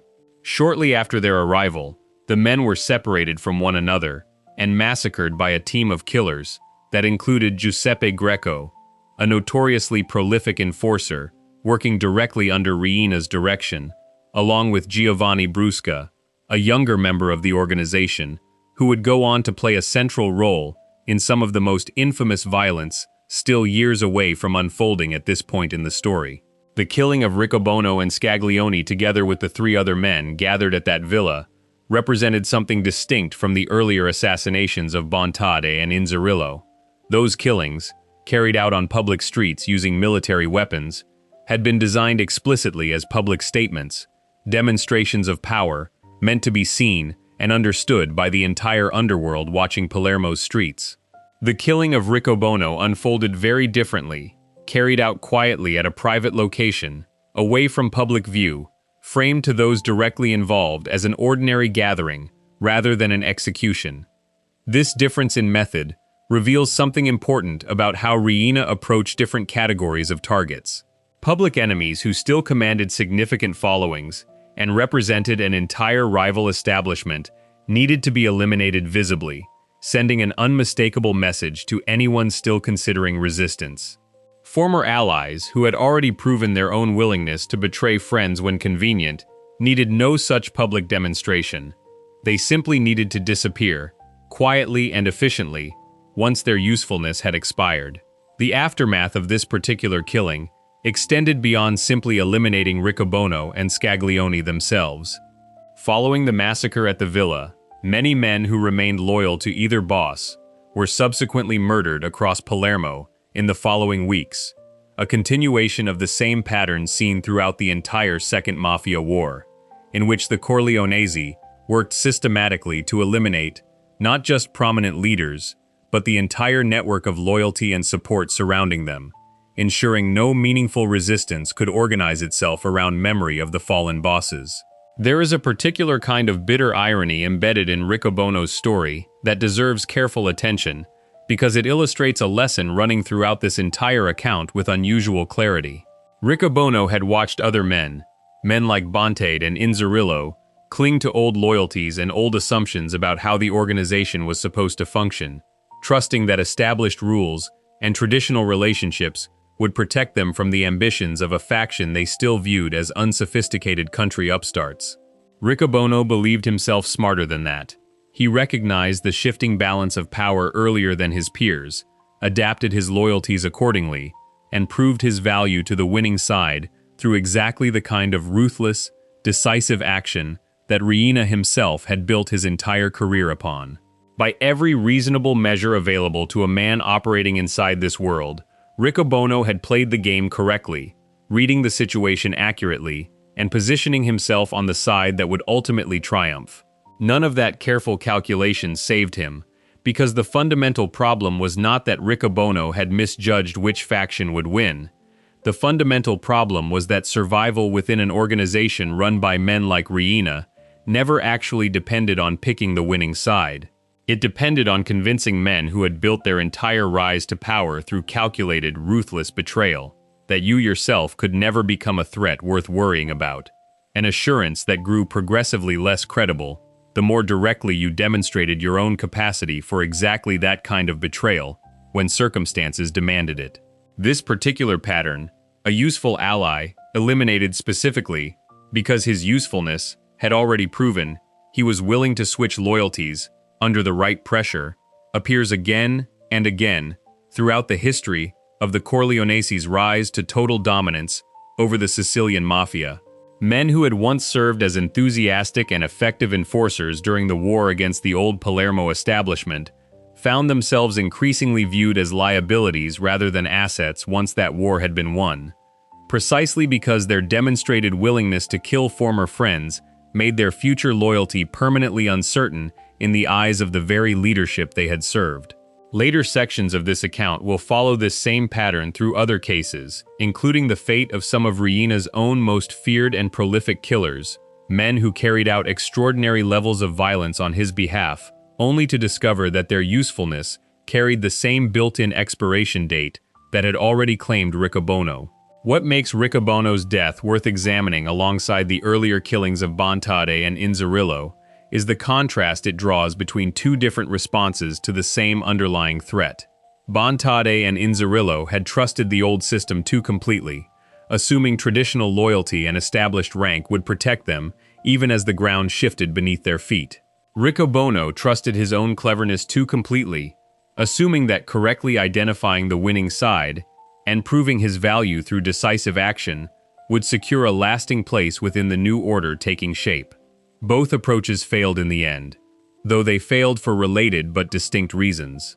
The old guard failed because they underestimated how thoroughly their own institutions had already been compromised from within.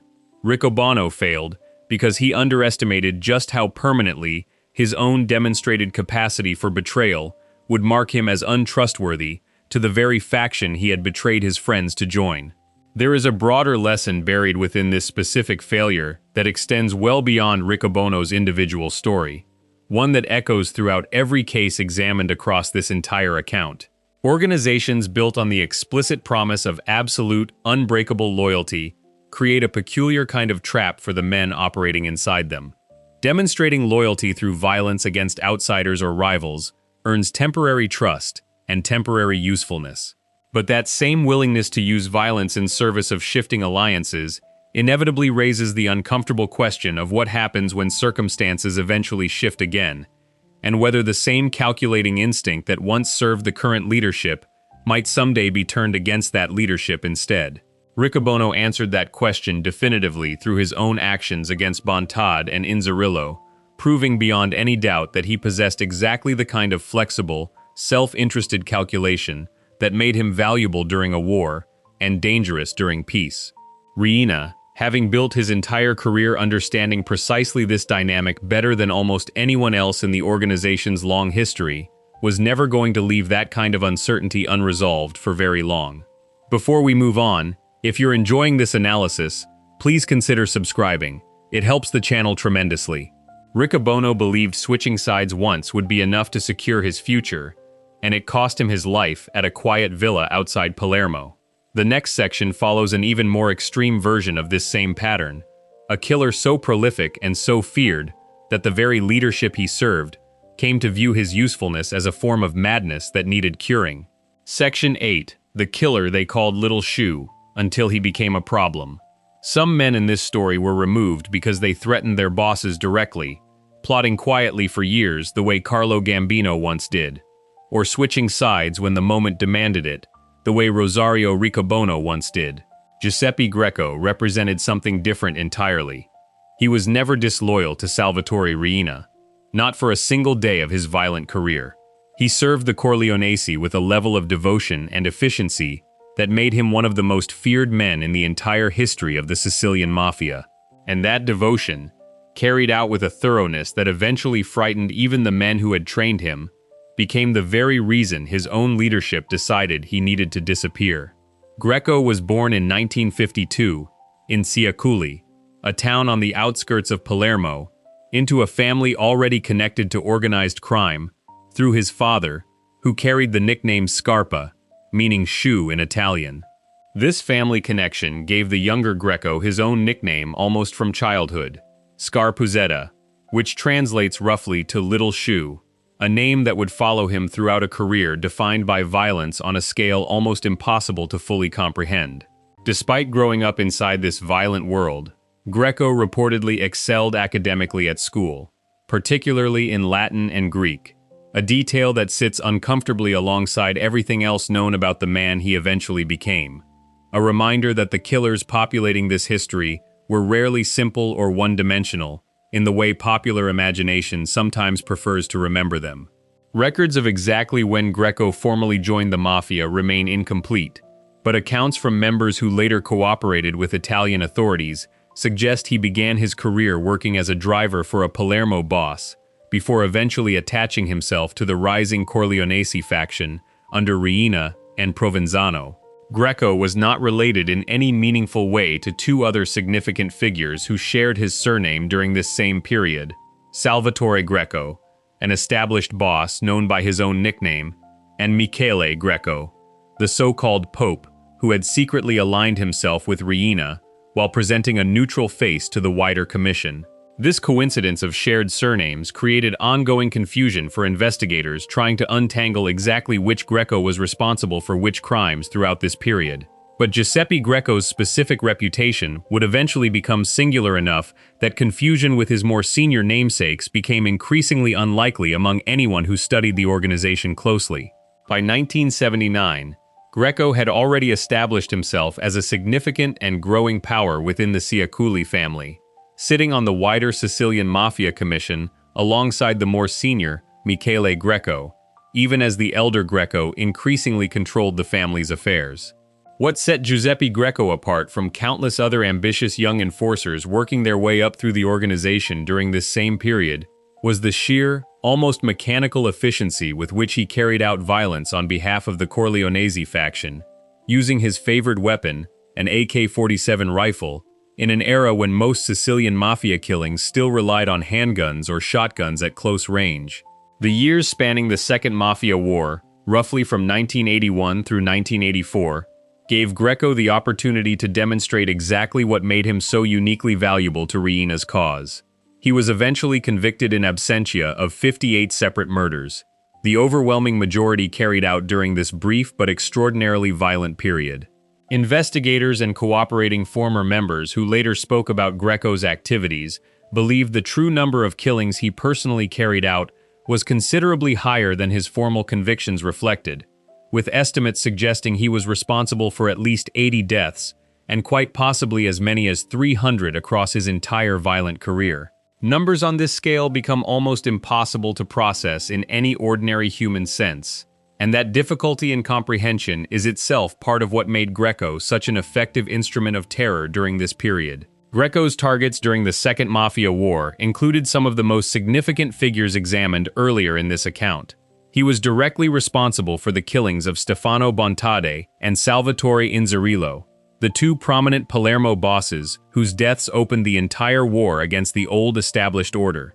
He also killed a prominent Communist Party politician named Pio La Torre, whose efforts to pass legislation allowing courts to seize mafia assets had made him a significant target, and a police officer named Antonino Cassara, who had been investigating organized crime activity that threatened the organization's interests. Each of these killings demonstrated Greco's willingness to strike at targets across an extraordinary range, from rival mafia bosses to political figures to law enforcement officers, without apparent hesitation or concern for the eventual consequences such visible, high-profile violence might bring down on the organization as a whole.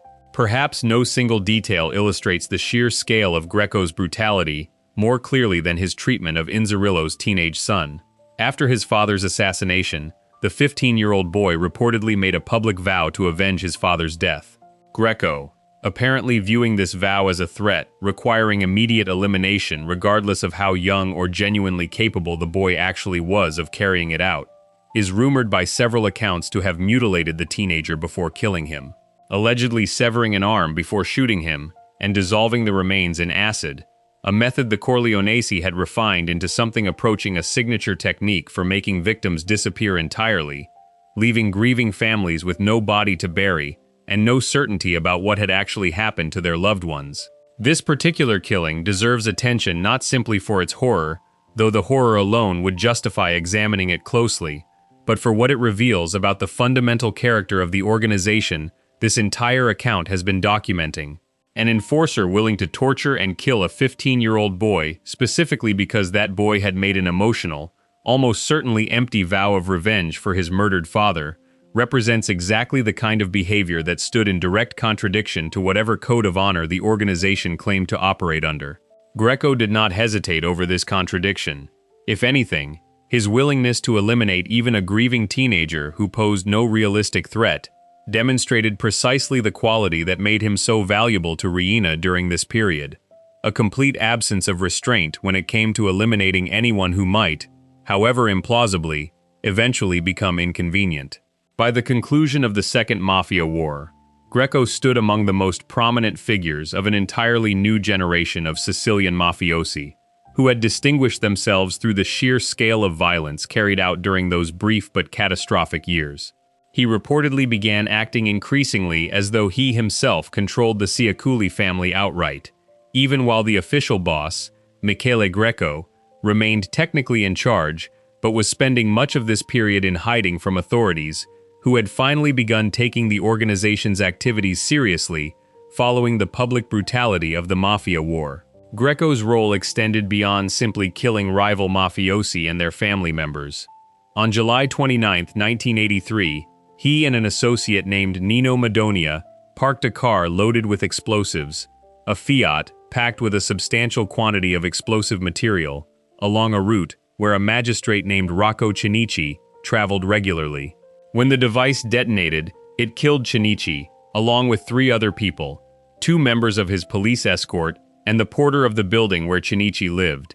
Only the driver of Cinici's car survived the blast. This attack represented an early and significant escalation in the organization's willingness to target the Italian state directly, rather than confining violence purely to internal disputes and rival families.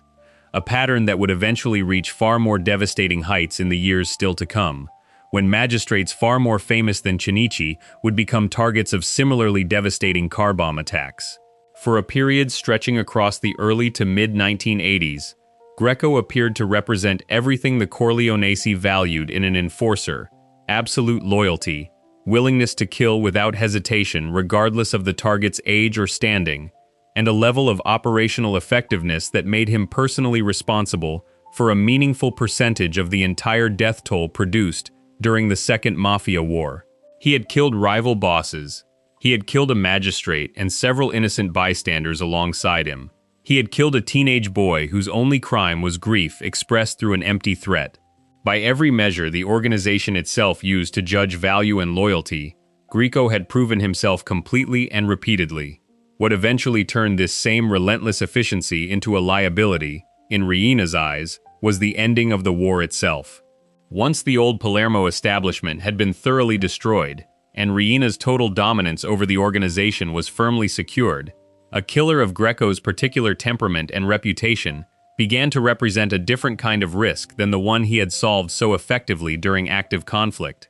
A man capable of killing on the scale Greco had demonstrated, without apparent limits regarding age or standing, or the potential consequences of high-profile violence against magistrates and police officers, was exactly the kind of figure who might eventually become impossible to control, whose own ambitions or instabilities might someday turn in directions Riina himself had not authorized. At the end of the summer of 1982, Greco had already killed a man named Filippo Marchesi, one of Riina's own allies, on Riina's direct orders, reflecting the organization's assessment that Marchesi himself had outlived his usefulness during the concluding phase of the Mafia War. This detail matters because it demonstrates that Greco was already being used as an instrument for eliminating other insiders whose value had expired, even before his own turn eventually arrived. He was, in effect, serving as the very mechanism through which the organization continuously culled its own ranks of anyone judged to have become surplus to requirements, seemingly without recognizing that this same mechanism might one day be turned against him directly. The end came in 1985. According to accounts later provided by a cooperating former member named Salvatore Canchemi, who had been personally close to Greco, Riina approached Canchemi sometime after Greco's death and offered an explanation that has become one of the coldest and most memorable statements attributed to Riina across the entire historical record of his career. Riina reportedly told Kanshimi that the organization had finally found the medicine for madmen, explaining that they had killed Little Shu because he had become crazy. The exact wording of this remark, as later reported through Kanshemi's testimony, treats the killing of one of the most prolific murderers in the entire history of the Sicilian Mafia with the same casual, almost clinical tone a person might use discussing a minor administrative decision, framing an act of profound and calculated betrayal as though it were nothing more than the sensible removal of a malfunctioning tool. This particular framing deserves careful attention because it captures something essential about how Riina and the wider Corleonesi leadership actually understood loyalty and usefulness throughout their entire rise to power. Greco had not betrayed Riina. He had not switched sides, plotted independently, or shown any of the calculating self-interest that had doomed men like Riccobono. He had simply continued doing exactly what he had always done, killing efficiently and without hesitation whenever instructed, until the sheer accumulated weight and visibility of his violence, including attacks on magistrates and police officers that brought unwanted attention down on the entire organization, made him more dangerous to keep alive than to eliminate. The word Riina reportedly chose to describe this decision, medicine, frames an act of murder against one of his own most devoted killers, as a kind of necessary treatment, a way of curing a problem the organization itself had created, and then found impossible to continue tolerating, once the original purpose that problem served had run its course. Greco's death illustrates perhaps the purest version of a pattern running throughout much of this entire account.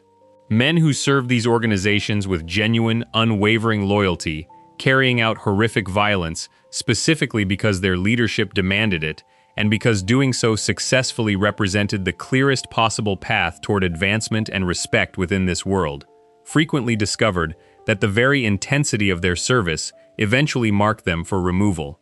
Unlike Gambino patiently waiting to betray Anastasia, or Riccobono calculating which side would win a coming war, Greco never wavered in his devotion to Riina and the Corleonesi cause for a single moment throughout his entire violent career. His death came not because he threatened the leadership he served, but precisely because he had served that leadership too completely, too visibly, and for too long, until the very qualities that once made him indispensable transformed into the exact reasons his continued existence had become an unacceptable liability. Before we move on, if you're enjoying this analysis, please consider subscribing. It helps the channel tremendously. Greco killed without hesitation for years on Riina's behalf, and it was that very devotion that eventually marked him for death. The next section follows this same cold logic into a story that reaches even further into the ranks of loyal killers, examining what happened when the organization's own preferred method for making enemies disappear was finally turned inward against the men who had perfected it. Section 9. The Boss Who Wanted to Be Famous. Joseph Colombo broke a rule that had nothing to do with money, territory, or loyalty in the traditional sense. He broke the rule of staying invisible, and he broke it so completely, so publicly, and for so long that the men around him eventually decided his desire for the spotlight had become more dangerous to the organization than any rival family or federal investigation. What makes his story worth including here is not certainty about exactly who pulled the trigger, because that question was never fully resolved by police, and likely never will be. What makes it worth including is the near universal agreement among the very men who lived inside that world at the time that whoever fired the gun on that summer afternoon in 1971 was acting on behalf of someone who had grown up inside the same organization Colombo led, a former ally turned enemy, who understood exactly how much damage a public spectacle could do to a boss who had made public spectacle his entire brand. Colombo was born in Brooklyn in 1923, the son of a man already connected to organized crime through what was then known as the Profaci family, one of the 5 major New York crime families that would later carry different names as leadership changed hands across the decades. Colombo grew up inside this world from childhood and rose steadily through its ranks over the following decades, eventually becoming one of the family's most capable and politically astute operators. In 1963, an opportunity arrived that would define the rest of Colombo's career, and, in many ways, the entire trajectory of his eventual downfall. That year, Bonanno family boss Joseph Bonanno had developed a plan with the Profaci family's acting leader, a man named Joseph Magliocco, to assassinate several rival bosses sitting on the commission, the governing council overseeing the major families across New York and beyond. Magliocco assigned this assassination contract to one of his most trusted operators, and that operator was Colombo. Rather than carrying out the killings he had been assigned, Colombo made a decision that revealed exactly the kind of calculating instinct that would define the rest of his career. He quietly revealed the entire plot to the very targets it was meant to eliminate, betraying his own boss's plan in order to curry favor with the powerful men Magliocco and Bonanno had intended to kill.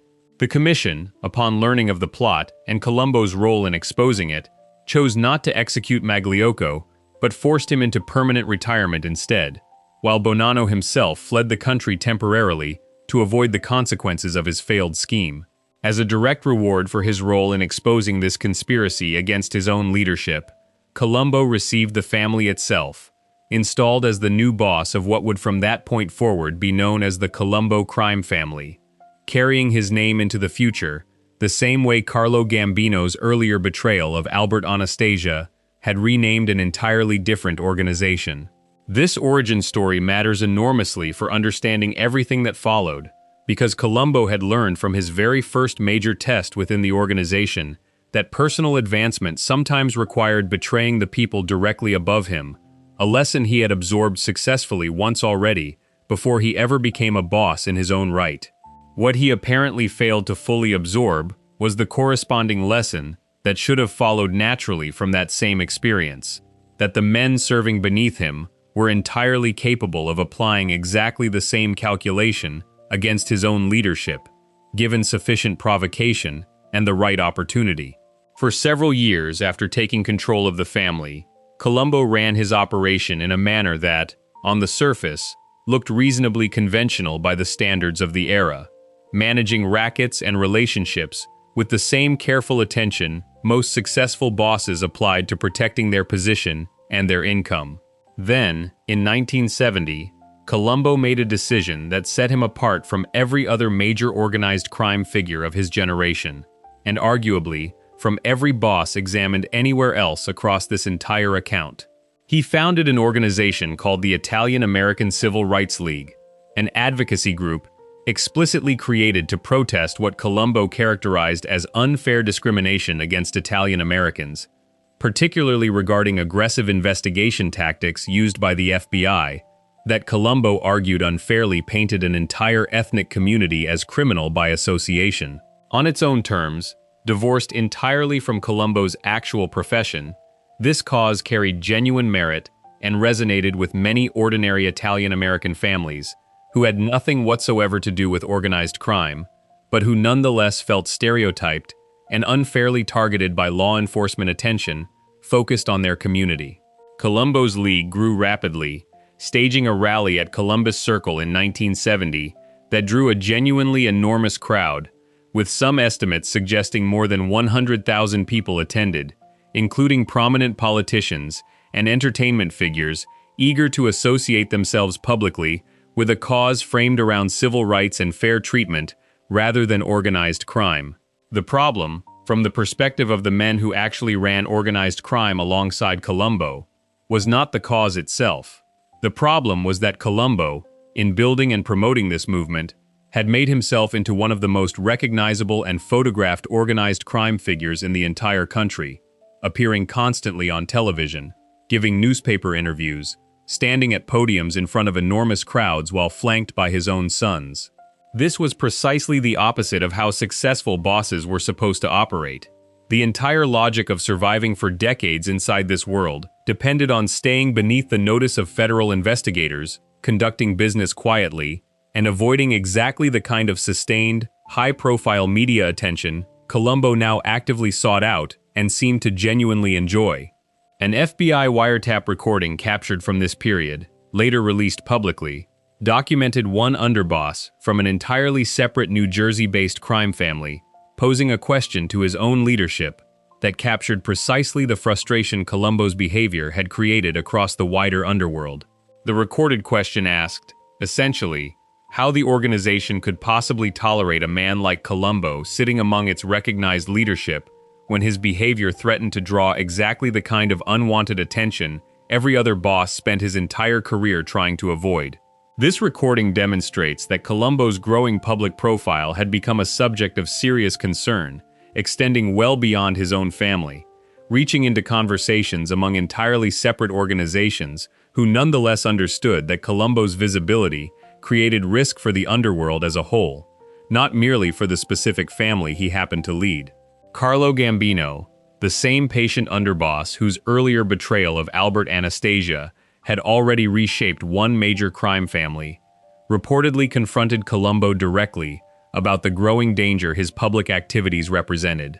Accounts from this period suggest the confrontation grew heated, with Colombo, remarkably, refusing to back down even when facing direct pressure from one of the most powerful and respected bosses in the entire country, according to some versions of the story, going so far as to spit in Gambino's face during one particularly tense exchange.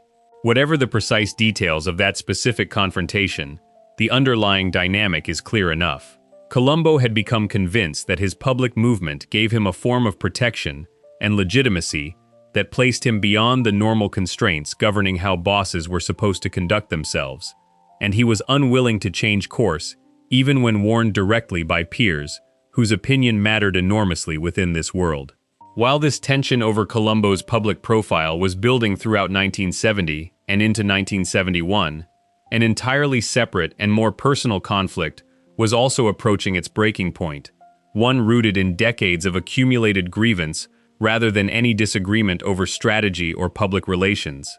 Joseph Gallo, known throughout the underworld as Crazy Joe, had spent much of the previous decade in prison following his role in a violent internal conflict, sometimes called the First Colombo War, a struggle that began after Gallo and his brothers kidnapped several senior figures within the family during a dispute over money and standing. Gallo had a long and complicated history with the very organization Colombo now led, having reportedly participated years earlier in the killing of Albert Anastasia at the request of the family's earlier leadership, before later turning against that same leadership when his own grievances went unaddressed. When Gallo was finally released from prison in early 1971, after serving roughly a decade behind bars, Colombo attempted what looked, at least on the surface, like an olive branch, offering Gallo $1,000 as a gesture of reconciliation meant to formally end the old conflict between them. Gallo, according to multiple accounts from this period, considered the offer a deep insult given everything he had sacrificed during his years in prison, and he demanded $100,000 instead to consider the matter settled. Colombo refused to meet this demand, and shortly afterward, the family's acting boss at the time, a man named Vincenzo Aloi, issued an order to have Gallo killed, in response to what the leadership viewed as an unacceptable and threatening demand from a dangerous, unpredictable figure recently returned to the streets after a decade of confinement. This is the tension that stood unresolved on the afternoon of June 28, 1971, when Colombo arrived at Columbus Circle in Manhattan for the second annual rally organized by his Civil Rights League, smiling and greeting supporters as the event began, apparently unaware of any specific danger, despite the accumulated grievances swirling around him from multiple directions at once. A man carrying press credentials alongside a concealed weapon approached Colombo at close range and fired 3 shots directly into his head and neck. In the chaos that followed, with people screaming and confusion spreading rapidly through the large crowd, a second, unidentified man emerged and shot the original gunman dead before disappearing into the panic, never identified or apprehended despite the substantial police presence already on site for the rally. The gunman who shot Colombo was identified afterward as Jerome Johnson, a young man with no known connections to organized crime and no personal history with Colombo or his family that investigators were ever able to establish. This detail became central to the enduring mystery surrounding the shooting, because it meant the person who actually pulled the trigger appeared to have no independent motive of his own, strongly suggesting he had been recruited specifically because his complete disconnection from the underworld would make it far more difficult to trace the shooting back to whoever had actually ordered it. Investigators at the time, and most historians who have examined the case in the decades since, settled on Gallo as the most likely figure behind the shooting, theorizing that he had recruited Johnson specifically because using an outsider with no mob connections would obscure any direct link back to organized crime, while still allowing Gallo to settle his grievance against the boss who had refused his demands. Police questioned Gallo directly following the shooting, but found no conclusive evidence connecting him to the attack, and officially, the case was never solved with any certainty. Colombo's own family leadership, however, reportedly became convinced Gallo was responsible, a belief that carried consequences of its own, less than a year later, when Gallo was shot and killed at a Manhattan restaurant on his own birthday in April 1972, in what most accounts treat as retaliation for what had happened to Colombo at Columbus Circle. Colombo himself never recovered enough to confirm or deny any part of this story. The shooting left him almost completely paralyzed, and he spent the remaining 7 years of his life in a diminished state, eventually able to recognize familiar people and utter a small number of words according to reports from the mid-1970s, but never regaining anything resembling his former capacity. He died in 1978 at his estate in upstate New York, technically 7 years after the shooting itself, though most people familiar with the case consider that afternoon at Columbus Circle the true end of his story, with the intervening years representing little more than a slow, silent postscript to a life effectively ended by gunfire in front of thousands of his own supporters. What makes Colombo's downfall worth setting alongside every other case examined in this account is how directly it illustrates a version of betrayal rooted not in secret conspiracy over years, the way Gambino patiently maneuvered against Anastasia, and not in calculated switching of allegiance during open warfare, the way Riccobono once tried and failed to secure his future among the Corleonesi. Colombo's downfall grew instead from an accumulation of resentment across multiple fronts simultaneously, a public embarrassment that alarmed peers across several entirely separate organizations who worried about the unwanted attention his activism brought down on the underworld as a whole, layered directly on top of a much older, more personal grudge from a volatile former ally who had spent a decade in prison nursing a grievance that money alone was never going to resolve. Whichever of these motives actually explains what happened at Columbus Circle, and the truth may well involve elements of both operating together rather than one clean, singular explanation, the underlying lesson remains consistent with everything else examined across this list. Colombo believed his growing fame and his public cause had elevated him above the ordinary risks facing men in his position.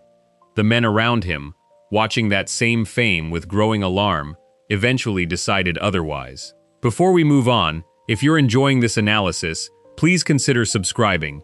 It helps the channel tremendously. Colombo mistook public fame for real protection, and it left him silenced for the last 7 years of his life. The final section of this account returns one last time to the pattern running through every single case examined so far, drawing together what all 10 of these killings actually reveal about the men who claim to live by a code of unbreakable loyalty. Section 10. The sausage was still in the pan. Sam Giancana spent his entire adult life learning exactly how this world worked, who to trust, who to fear, and how far a man could push his own bosses before that pushing turned fatal. He learned all of it, absorbed every lesson, and applied that education successfully enough to rise from a street kid running errands for a Chicago gang to the man controlling one of the most powerful criminal organizations in the country. And on a hot night in June 1975, standing in the basement kitchen of his own home, frying sausage and peppers for a guest he had personally let in through the back door, all of that hard-won knowledge apparently deserted him at the exact moment he needed it most. Giancana was born in 1908 in a rough section of Chicago, known simply as the Patch, the son of Sicilian immigrants who had crossed the ocean only a few years earlier, looking for the same opportunity that pulled so many families toward American cities during that era. He grew up fast and hard on the streets of Chicago's West Side, joining a juvenile gang called the 42s while still a teenager, a crew that worked small jobs for local political bosses and dreamed of something bigger. Giancana quickly proved himself capable of exactly the kind of work this world valued most. He became a driver first, then graduated into something considerably more serious, and by the time he turned 20, he had already been the prime suspect in 3 separate murder investigations, without ever once being convicted for any of them. He served short stretches in prison for burglary and bootlegging along the way, the ordinary cost of doing business for an ambitious young man clawing his way up through Chicago's underworld during the tail end of Prohibition. By the late 1930s, Giancana had become the first member of his old street gang to formally join the Chicago Outfit, the organized crime network built originally by Al Capone and carried forward by a new generation of leadership after Capone's own downfall. Giancana proved himself relentlessly effective at exactly the kind of brutal, practical work that mattered most inside this world. In the 1940s, he helped orchestrate a violent takeover of the city's illegal lottery rackets, particularly the lucrative operations run within Chicago's black neighborhoods, using intimidation, beatings, and outright murder to force out established operators who refused to hand over control. One of these operators, a man named Theodore Rowe, refused to surrender his own territory and, in an earlier confrontation, personally shot and killed a member of Giancana's own crew who had come to pressure him. Rowe himself was killed not long afterward, and Giancana was heard years later on a federal wiretap discussing the killing with something close to genuine respect, noting that the man had gone out fighting rather than surrendering quietly. It is a small detail, but it captures something true about how Giancana understood his own world, a place where courage earned a kind of grudging admiration even from the men doing the killing, right alongside the complete absence of mercy that made the killing happen in the first place. This campaign proved so successful and so profitable that it caught the attention of the outfit's senior leadership, particularly a boss named Tony Accardo, a man whose own history in this world stretched back to the earliest and bloodiest days of Capone's organization, reportedly including a direct role in the infamous St. Valentine's Day massacre back in 1929. Accardo took notice of Giancana's ruthless competence and kept him close over the following years, eventually anointing him as the outfit's new boss in 1957, once Accardo himself decided to step back from day-to-day leadership, though Accardo continued exercising considerable influence from behind the scenes even after formally handing over control. This detail matters enormously for understanding everything that eventually happened to Giancana, because Accardo never actually disappeared from the organization's leadership the way a full retirement might suggest. He remained present, watching, still commanding deep respect among the outfit's senior ranks, a quiet power broker, positioned to step back in whenever circumstances required it. Giancana ran the Chicago outfit for roughly 9 years, and during that stretch he built a life that looked considerably different from almost every other boss examined across this entire history. He mixed openly with entertainers and celebrities, most famously singer Frank Sinatra, and reportedly carried on romantic relationships with a series of glamorous women, including one connection that would eventually draw the kind of attention no organized crime boss could ever actually afford. Giancana became romantically involved with a woman named Judith Exner, who was, at the very same time, also involved with a rising politician named John F. Kennedy. Giancana's own connections to the Kennedy family reportedly ran deeper still, with persistent claims over the following decades suggesting Giancana had used his considerable influence over Chicago's political machinery to help deliver crucial votes for Kennedy's narrow victory in the 1960 presidential election. Beyond his political entanglements, Giancana became personally involved in one of the strangest chapters of Cold War history, reportedly cooperating with agents from the Central Intelligence Agency during a series of plots aimed at removing Cuban leader Fidel Castro from power following the Cuban Revolution. None of these plots ever succeeded, but Giancana's willingness to participate placed him at the center of exactly the kind of high-level, high-visibility secrecy that made him valuable to people far outside his own criminal organization, and dangerous to almost everyone who knew what he actually understood about how those secrets connected to each other. This growing web of visibility, celebrity friendships, entanglements with a sitting president's inner circle, direct cooperation with American intelligence agencies, ran directly against everything the outfit's more traditional leadership believed a boss was supposed to embody. Men like Accardo had built entire careers on staying invisible, conducting business quietly, and avoiding exactly the kind of sustained public attention that eventually attaches itself to anyone who spends enough time standing next to famous singers and future presidents. Giancana appeared to enjoy that attention rather than fear it, and by the mid-1960s, his own organization had grown tired of tolerating the risk his visibility created for everyone connected to him. In 1965, Giancana was called before a grand jury and, despite being granted formal immunity from prosecution, chose to remain completely silent rather than answer any questions, a decision that resulted in more than a year spent in prison on contempt charges. While Giancana sat in custody, the outfit's senior leadership made a decision of their own, quietly removing him from operational control and installing a different figure to run day-to-day affairs in his place. When Giancana was finally released in 1966, he did not stay in Chicago to fight for his old position back. He fled instead to Mexico, settling in the city of Cuernavaca, where he built and operated his own independent gambling business for the better part of a decade, running an entirely separate operation without ever cutting Chicago's leadership in on the profits. This detail deserves particular attention because it represents exactly the kind of breach this account has traced again and again across every other case examined so far. A man who had been given power and position by an organization deciding he no longer owed that organization anything once his own personal interests pointed in a different direction.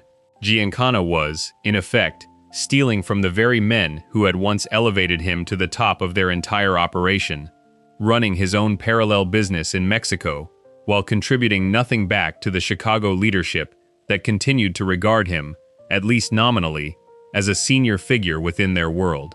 In July 1974, Mexican authorities detained Giancana and moved to expel him from the country, and within 2 days he found himself back on American soil for the first time in nearly a decade.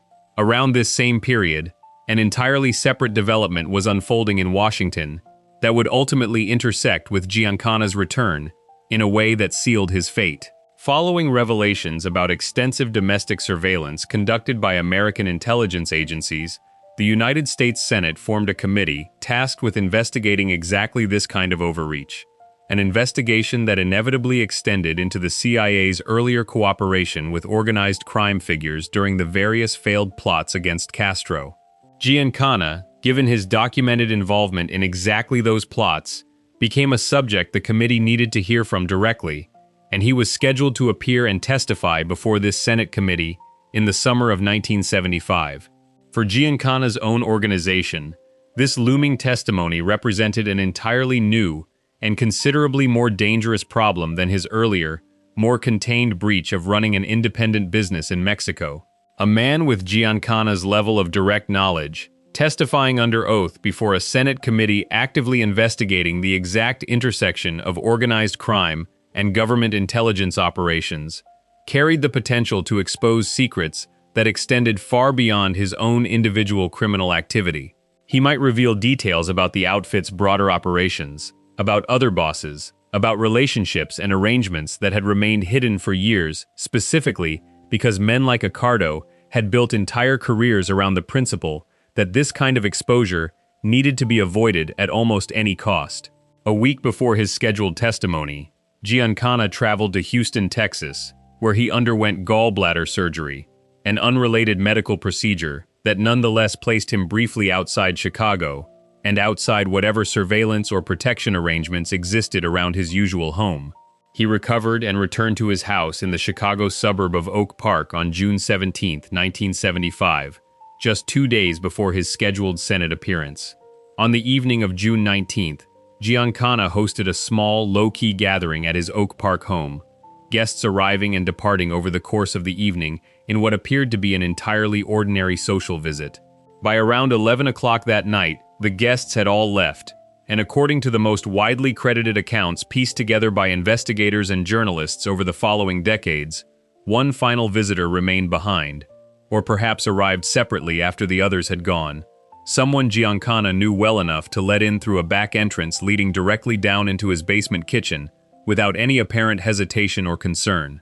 What happened next carries a specific, almost unbearable intimacy that sets it apart from many of the other killings examined throughout this account.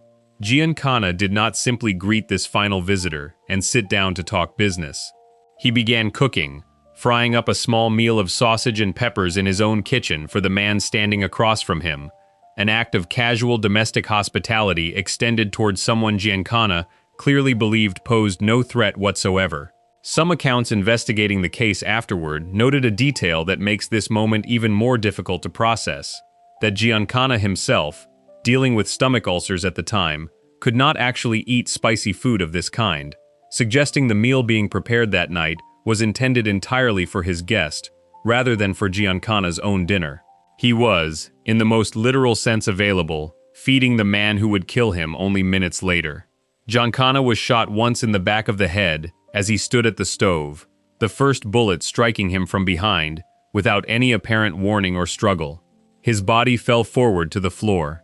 Whoever fired that first shot then rolled Giancana onto his back and fired 6 additional shots into his face and neck using a small caliber pistol fitted with a device designed to muffle the sound of the gunfire, ensuring the killing could be carried out quietly inside a house that, under ordinary circumstances, should have had police protection stationed outside, given the sensitivity of Giancana's upcoming Senate testimony. That protection, mysteriously, had been withdrawn, or was simply absent on the specific night the killing occurred, a detail that has never been satisfactorily explained by any official investigation in the decades since. Giancana's caretaker discovered the body sometime around 11 that evening, finding his former boss lying dead on the basement kitchen floor beside a stove where a meal had been left unfinished. Despite an investigation that stretched across decades and involved multiple law enforcement agencies at both the local and federal level, no one has ever been formally charged with Giancana's murder. What has emerged instead, gradually, through the testimony of cooperating former outfit members and the patient work of investigative journalists returning to the case again and again over the following 50 years, is a body of circumstantial evidence pointing with growing consistency toward a conclusion that would have seemed almost unthinkable to Giancana himself on the night he stood cooking dinner for his own killer. Multiple theories developed over the years regarding who actually pulled the trigger. Some investigators and mob historians pointed toward Giancana's own longtime driver and close personal confidant, a man named Dominic Blasi, known to everyone as Butch, noting that a car registered to Blasi's family had reportedly returned to the area near Giancana's home, shortly after the other party guests had already departed for the evening. Others pointed toward a younger, notoriously violent outfit enforcer named Anthony Spilotro, a man who by multiple accounts had grown extremely close to Giancana personally in the years leading up to the murder, visiting Giancana's home so frequently and so casually that he had reportedly worked out his own private route through neighboring yards, specifically so he could approach the house without being noticed by anyone watching from outside. One outfit capo, speaking privately to an associate not long after the killing, recalled how deeply Giancana had cared for Spilotro over the years, describing a relationship built on real affection rather than simple business convenience, a detail that, if true, would make the theory implicating Spilotro land with a particular sting, since it would mean the hand behind the gun may well have belonged to someone Giancana had helped raise up specifically because he trusted him more than almost anyone else left in his life. More recent investigative reporting, drawing on decades of accumulated federal evidence and testimony from cooperating outfit hitmen who eventually broke their own silence in later years, has pointed toward an even more startling possibility: that Tony Accardo himself, the very man who had originally elevated Giancana to the top of the entire Chicago outfit back in 1957, personally carried out the killing, rather than delegating it to any subordinate. According to this theory, Accardo understood the stakes of Giancana's looming Senate testimony well enough that he trusted no one else to guarantee the job would be done cleanly and would never be traced back to organized leadership, choosing instead to handle the most sensitive killing of his entire career with his own hands, rather than risk the exposure that might come from relying on any other man's discretion. The murder weapon itself was reportedly discovered afterward in a forest preserve, situated between Giancana's home and Accardo's own residence, a detail that has fueled speculation connecting Accardo directly to the killing for decades, alongside surveillance records showing a vehicle associated with Accardo leaving his home before the killing occurred and returning sometime afterward. Whichever specific hand actually held the gun that night, the broader picture surrounding Giancana's death aligns with unmistakable clarity around a single underlying motive. Giancana had become, through his own choices and his own accumulated history, a man who knew too much and had proven himself too unpredictable to trust with that knowledge any longer. He had built relationships with intelligence agencies that connected organized crime directly to some of the most sensitive covert operations in recent American history. He had spent years running an independent operation in Mexico that openly defied the authority of the very organization that had once made him its leader. And now, with a Senate committee waiting to hear exactly what he knew about all of it, he represented a level of risk that the men who actually ran the Chicago outfit, men who had spent their entire careers protecting the organization through absolute, disciplined silence, were simply unwilling to continue tolerating. There is something particularly bleak in how this specific killing unfolded, compared to almost every other case examined across this account. Giancana was not ambushed on a public street, the way Bontade and Inzerillo had been, gunned down in a manner meant to broadcast power to an entire watching city. He was not betrayed through years of patient political maneuvering, the way Anastasia had been, nor sold out by bodyguards chasing a promotion the way Galante once was. Giancana was killed quietly, privately, inside his own home, by someone he trusted enough to let in through his own back door late at night. Someone he was comfortable enough around to stand at his own stove and cook a meal for, unaware that the hospitality he was extending in that basement kitchen would be the very last thing he ever did. Giancana had spent nearly 50 years inside this world, learning its rules, applying its lessons, rising through its ranks by demonstrating exactly the kind of ruthless competence it valued most. In the end, none of that education protected him from the same basic reality every other man examined across this entire history eventually discovered for himself. The people closest to him, the ones trusted enough to walk through his back door without hesitation, were also the people in the best position to end his life the moment his continued existence became more dangerous than his death. If you enjoyed this breakdown, make sure to subscribe. Thanks for watching, and I'll see you in the next one.